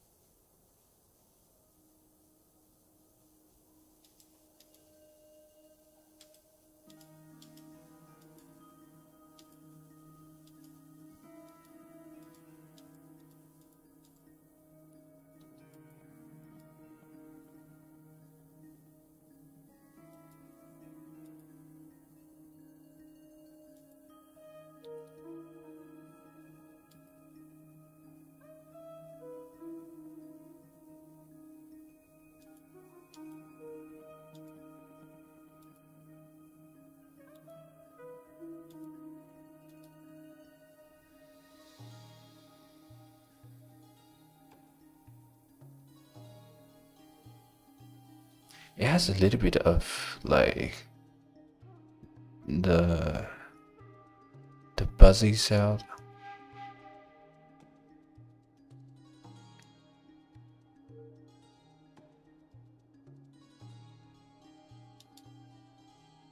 And there is no more to be seen anymore. Like I can't hear it anymore after I talk. Then if I stop talking, after quite a while of time, it will come back.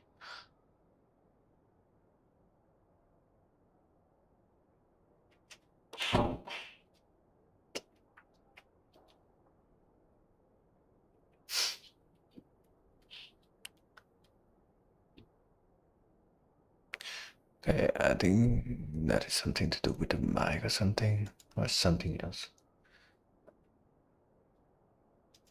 We'll have to find a way to fix it later. Maybe. Maybe not. But there's more to the power of the Frost Moon than that? Yes. A moon goddess has the right to open the moon gate, since it is a path to the moon.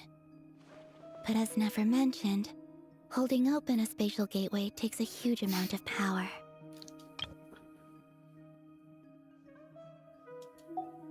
And right now, I need to conserve my energy to fight the Rahier of Solnari.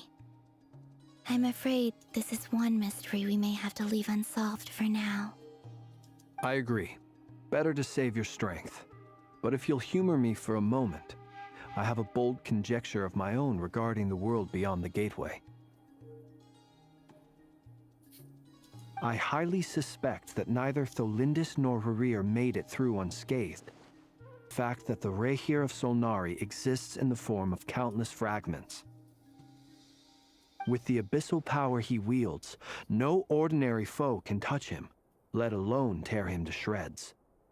And yet, the wild hunt proliferates wherever his scattered fragments lie, drawing hordes of monsters to many different locations across the land. So your theory is that Rarir was physically torn to shreds by some powerful force? Hence, why the wild hunt is a distributed phenomenon, rather than a unified one? Makes sense to me. Explains why the wild hunt is so pervasive, and why he's been trying to piece himself back together. He was whole to begin with, and he wants to be whole again. Without the power of the Abyss on his side, he almost certainly would have perished the moment he was torn apart. But the Abyss, much like a curse, has kept him alive. I could not agree more. The power of the Abyss is most surely a curse. It is a compelling explanation, and one that accords with my present understanding of Abyss creatures. Whether the life form in question is primitive or advanced, if a curse has extended its lifespan unnaturally, it will continue to survive in spite of everything.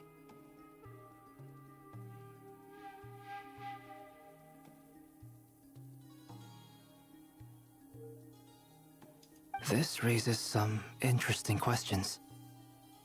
I will run some experiments and see if there is any validity to my suspicions.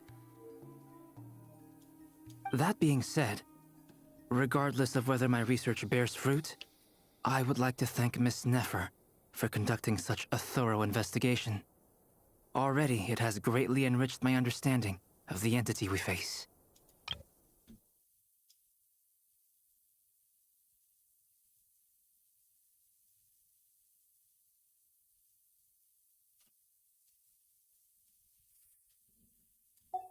My pleasure, Mr. Albedo. I too hope that the information I have shared today proves useful as we look to formulate the next stage of our plan. Hey! What is it, Dainsleif? You look really upset! It's just... when I think of the man I once knew as Rarir, I struggle to understand why things had to turn out like this. The two of you used to be friends, didn't you? I don't know if these words will bring any comfort, but my heart goes out to you. Mine too. We can never know all the hows and whys of the way things are. The moon and stars are full of untold secrets and lies. And the skies are host to many more mysteries than these alone. Yet, none of that can begin to compare with the complexity of human life.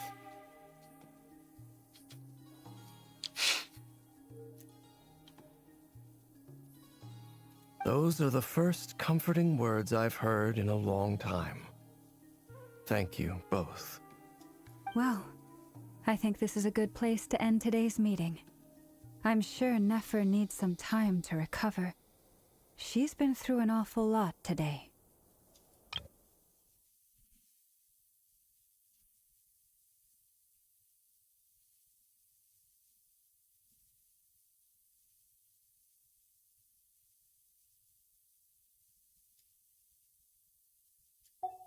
That's very thoughtful of you, Lama.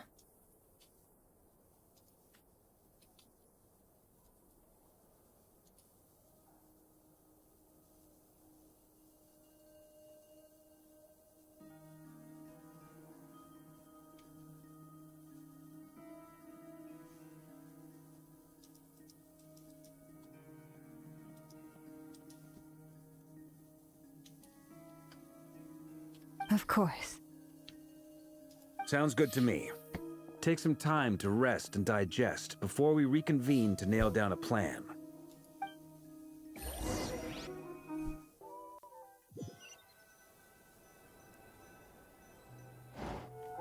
Hey, is this a bad time? Hope I didn't kill the conversation.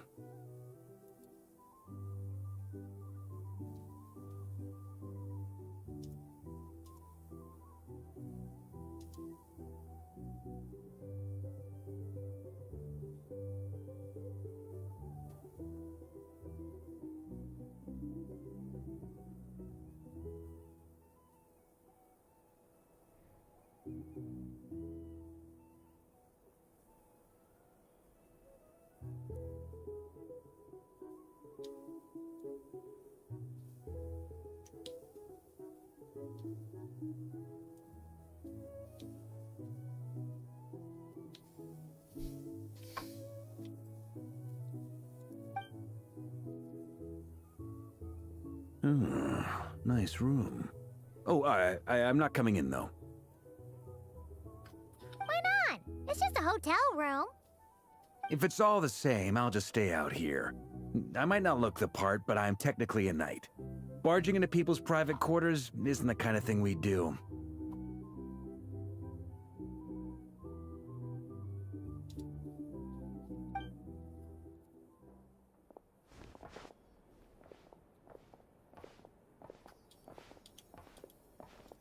Anyway, Nefer went back to the curatorium to get some rest. But before she left, she shared some things with me that I thought you should be aware of. Firstly, although she managed to trap the Raker of Solnari inside her chess set, there's no guarantee that the power of the Ibis King is any match for one of the 5 sinners. Their powers are beyond our comprehension. It's only a matter of time before he finds a way to break out. We have to come up with a plan and take care of him before that happens.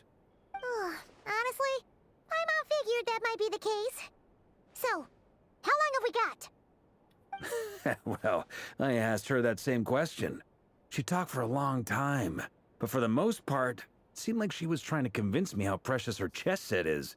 What a long and storied history it has. What? Well, I asked her that same question. She talked for a long time, but for the most part, it seemed like she was trying to convince me how precious her chess set is. What a long and storied history it has. It felt like some kind of sales pitch, you know? The kind where you end up handing over Mora against your will. Anyway, after all that, she finally answered the question. 2 days, at most. 2 days? Holy moly! Can we even recruit enough help in that time? That remains to be seen. Which brings me to the second issue. Dainsleif is obviously conflicted about this whole thing. But given how little time we have, there's no way we can pull this off without his help. You have some history with him, right? Do you think maybe you could talk to him for us? Great. I appreciate it. All right, on to item 3. So, Albedo, Durin, and I put our heads together and came up with a plan. Can't promise it's gonna work yet, but at least it's a start. We figured we'd bounce the idea off you first. We'll explore it further once everyone's recovered.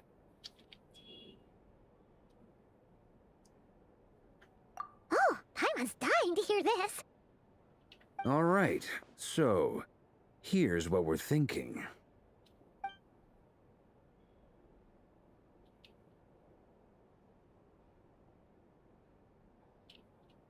We felt a little uneasy about roping you into this. I mean, firstly, you're not locals, and secondly, none of us are your boss.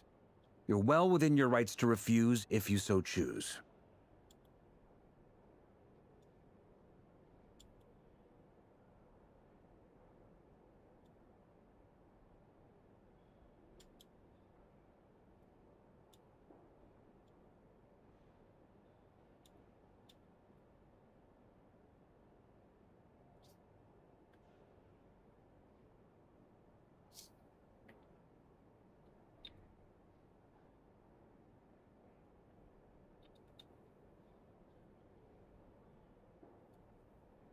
Okay.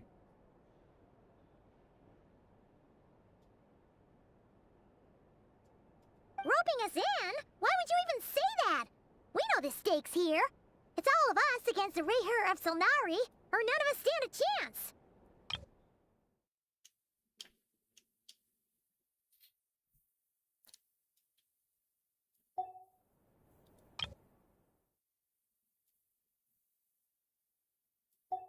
I choose my words very intentionally, I'll have you know. I like to think there's an art to striking a down-to-earth tone even when the stakes are through the roof. Sir Varka, I have a few thoughts about this plan. I'm all ears. I think we can be more flexible with how the roles are allocated. In my view, the most sensible lineup would be like this. Wow, that's a trap it up for you. That's a trap it up for you. I see your point, yeah. But if that's how we're going to approach this, you'd better make sure you're ready. To be clear, I don't doubt your abilities. Far from it. I just want to make sure. Are you really willing to take all this on? I want to do everything within my power. The Rayher of Solnari is a truly fearsome opponent, and if I do my part, it'll greatly reduce the risk for everyone else involved.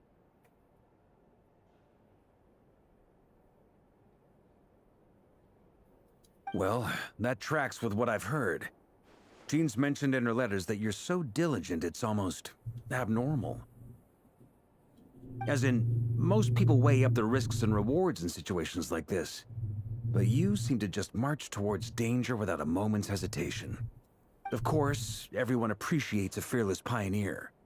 But all that aside, I'm the Grand Master of the Knights of Favonius, and you're our honorary knight. I want to make sure your courage doesn't come at the expense of your safety.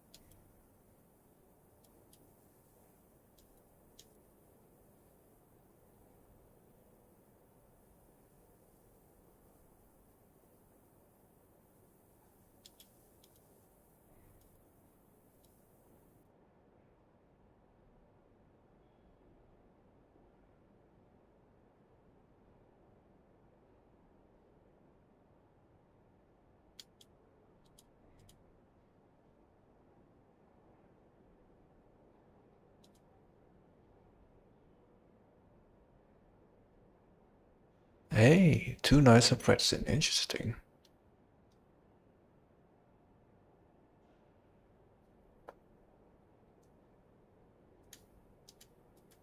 Okay, I'll leave 2 nicer pretzel. That looks interesting to me.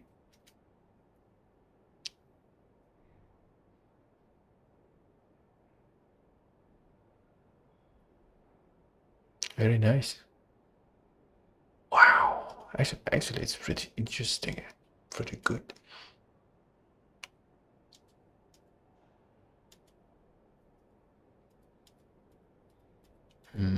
So nicer present. Interesting.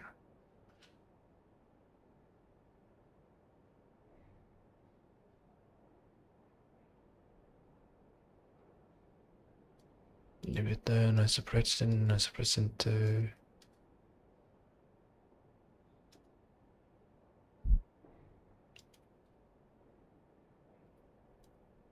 Thank you, Sir Varka.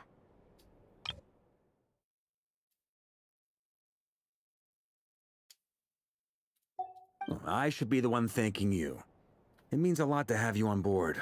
I'll give some serious thought to your suggestions.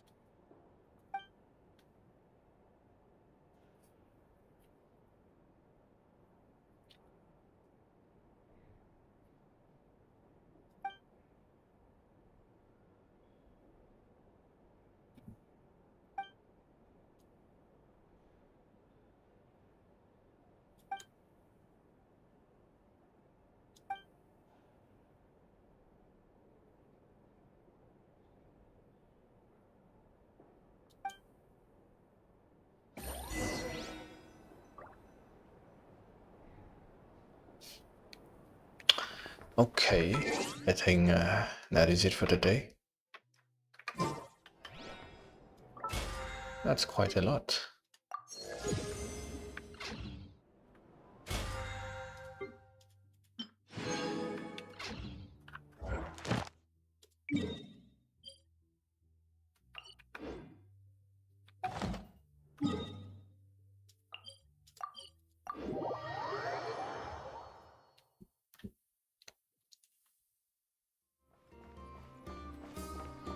Ad Astra.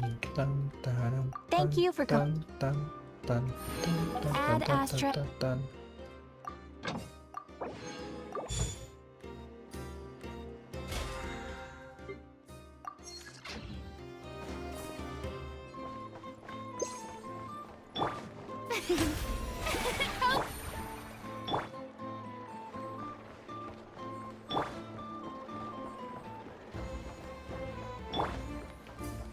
Yep. Hup. Yep.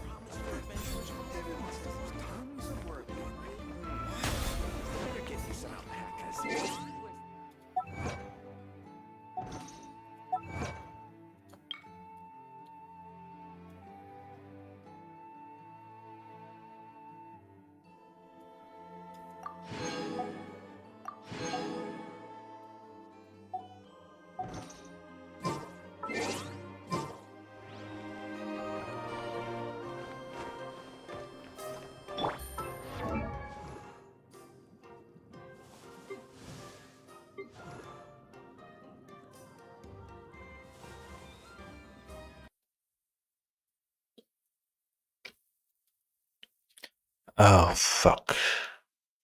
I forget one thing.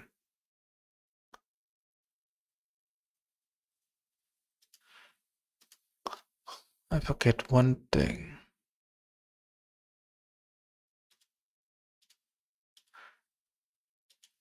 I don't think I haven't even used the resin yet.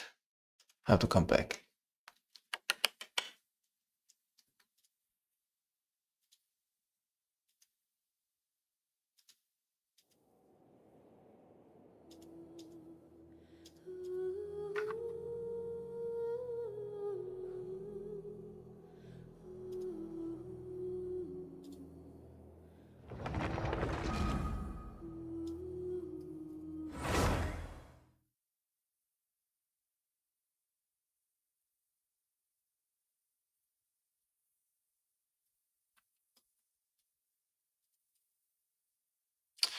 So what can I say?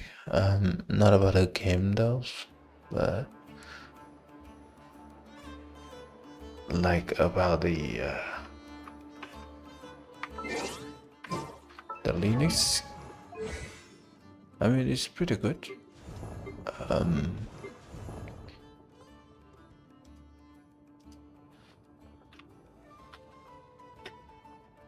I've seen someone get banned for playing Linux.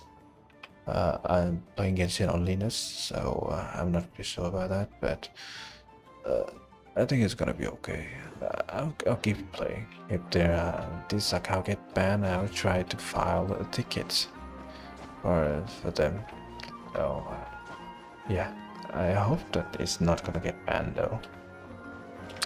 Yeah, at least I won't gonna use the Proton G or something on this. Just the Proton 10. So I think it's gonna be okay. But so far, yeah, the experience overall is pretty nice.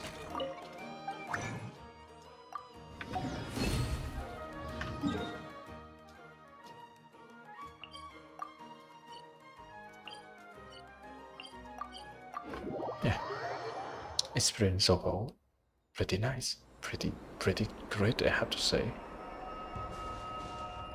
Nothing really have to say about this.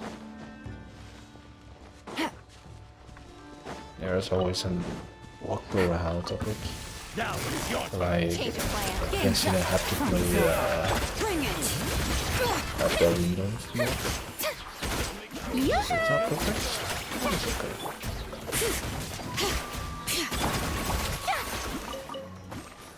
Yeah.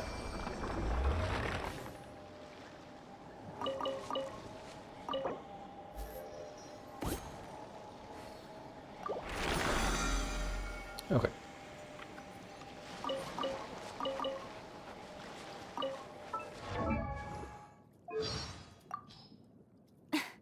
Why are you just standing there with your mouth gaping? You must be stunned and at a loss for words. Understandable. It is I, after all.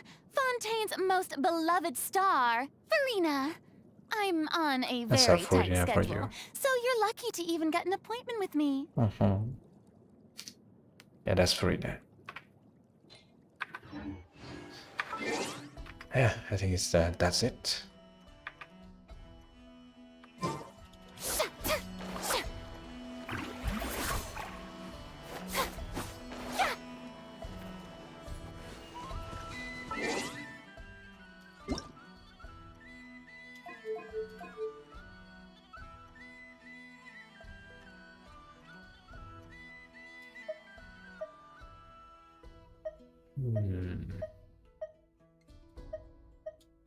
Paimon coming in! Paimon coming in!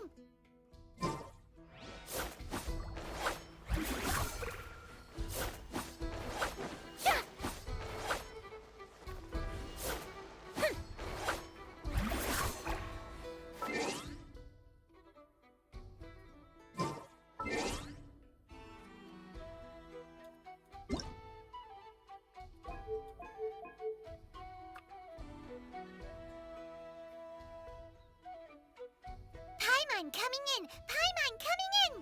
Is this level okay? Can you hear Paimon? I think it's just gonna be okay. There is gonna be anything that needed to do it out, just like it around here. So it's not gonna be a problem.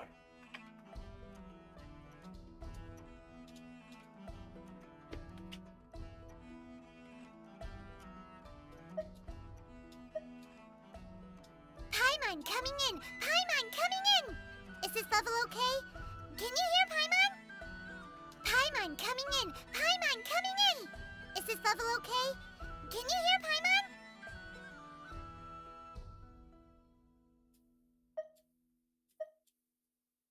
Yeah, 3, 6, nah. Paimon coming in! Paimon coming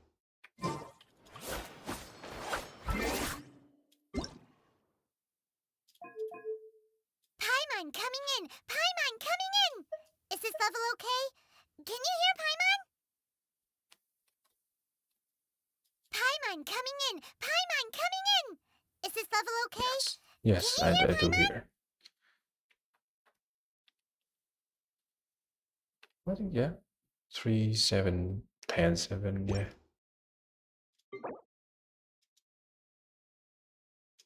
Hey.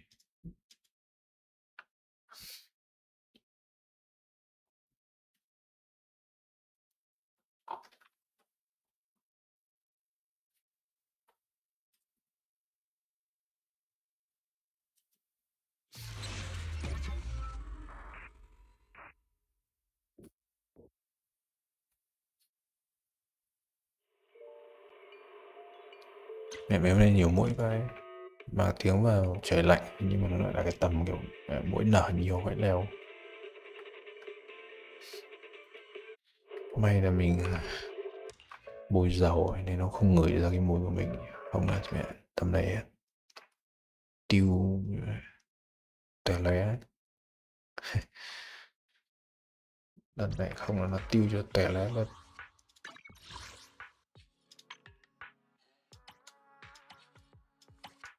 Okay, 3, 7, 10, 7, 7. I would never turn down Lord Phaethon.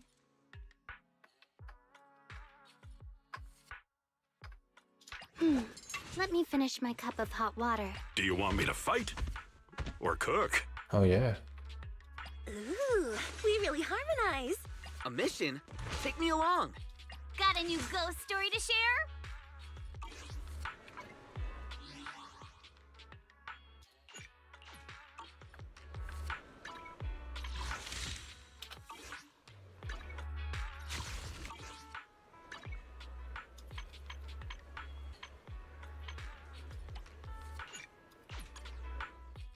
Ignore phần nữa xem nó có bị lag không.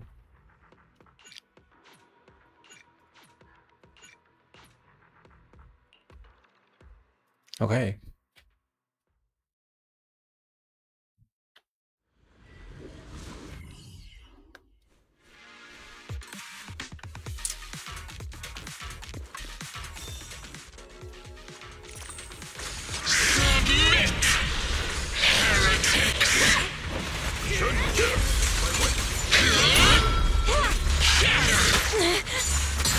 Inadequate.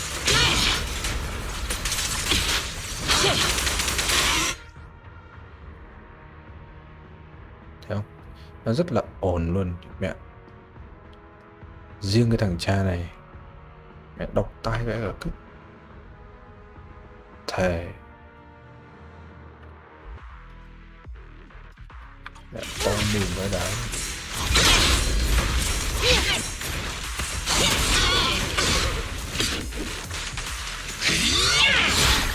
Let's make a switch.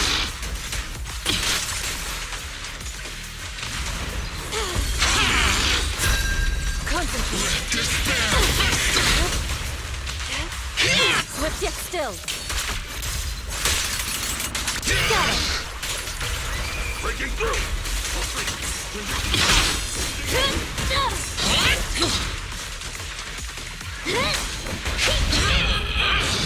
Disappointing. Swift yet still, clear yet murky.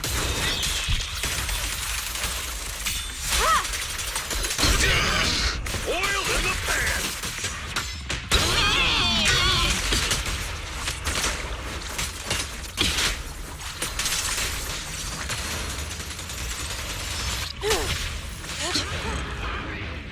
Ok, không lát không gì cả. Tuyệt vời. Giới hạn ở 75 FPS là một sự lựa chọn chính xác.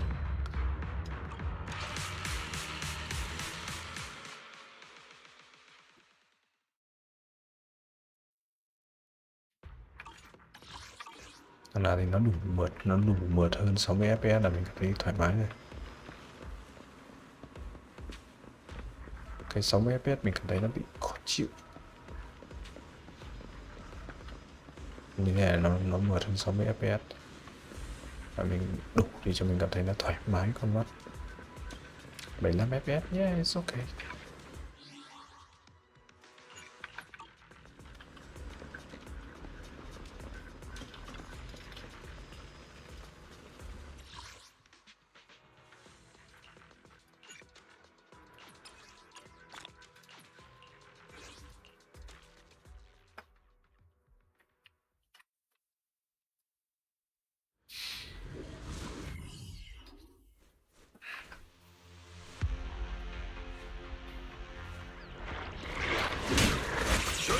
An opening. Let's make this quick.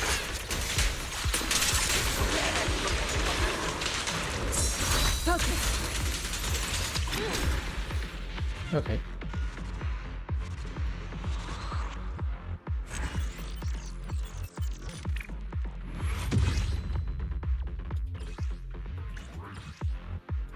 Oh, yeah, I'm not thinking about that. All right, that's it for the day. Goodbye. And it's pretty nice, I have to say. Yeah.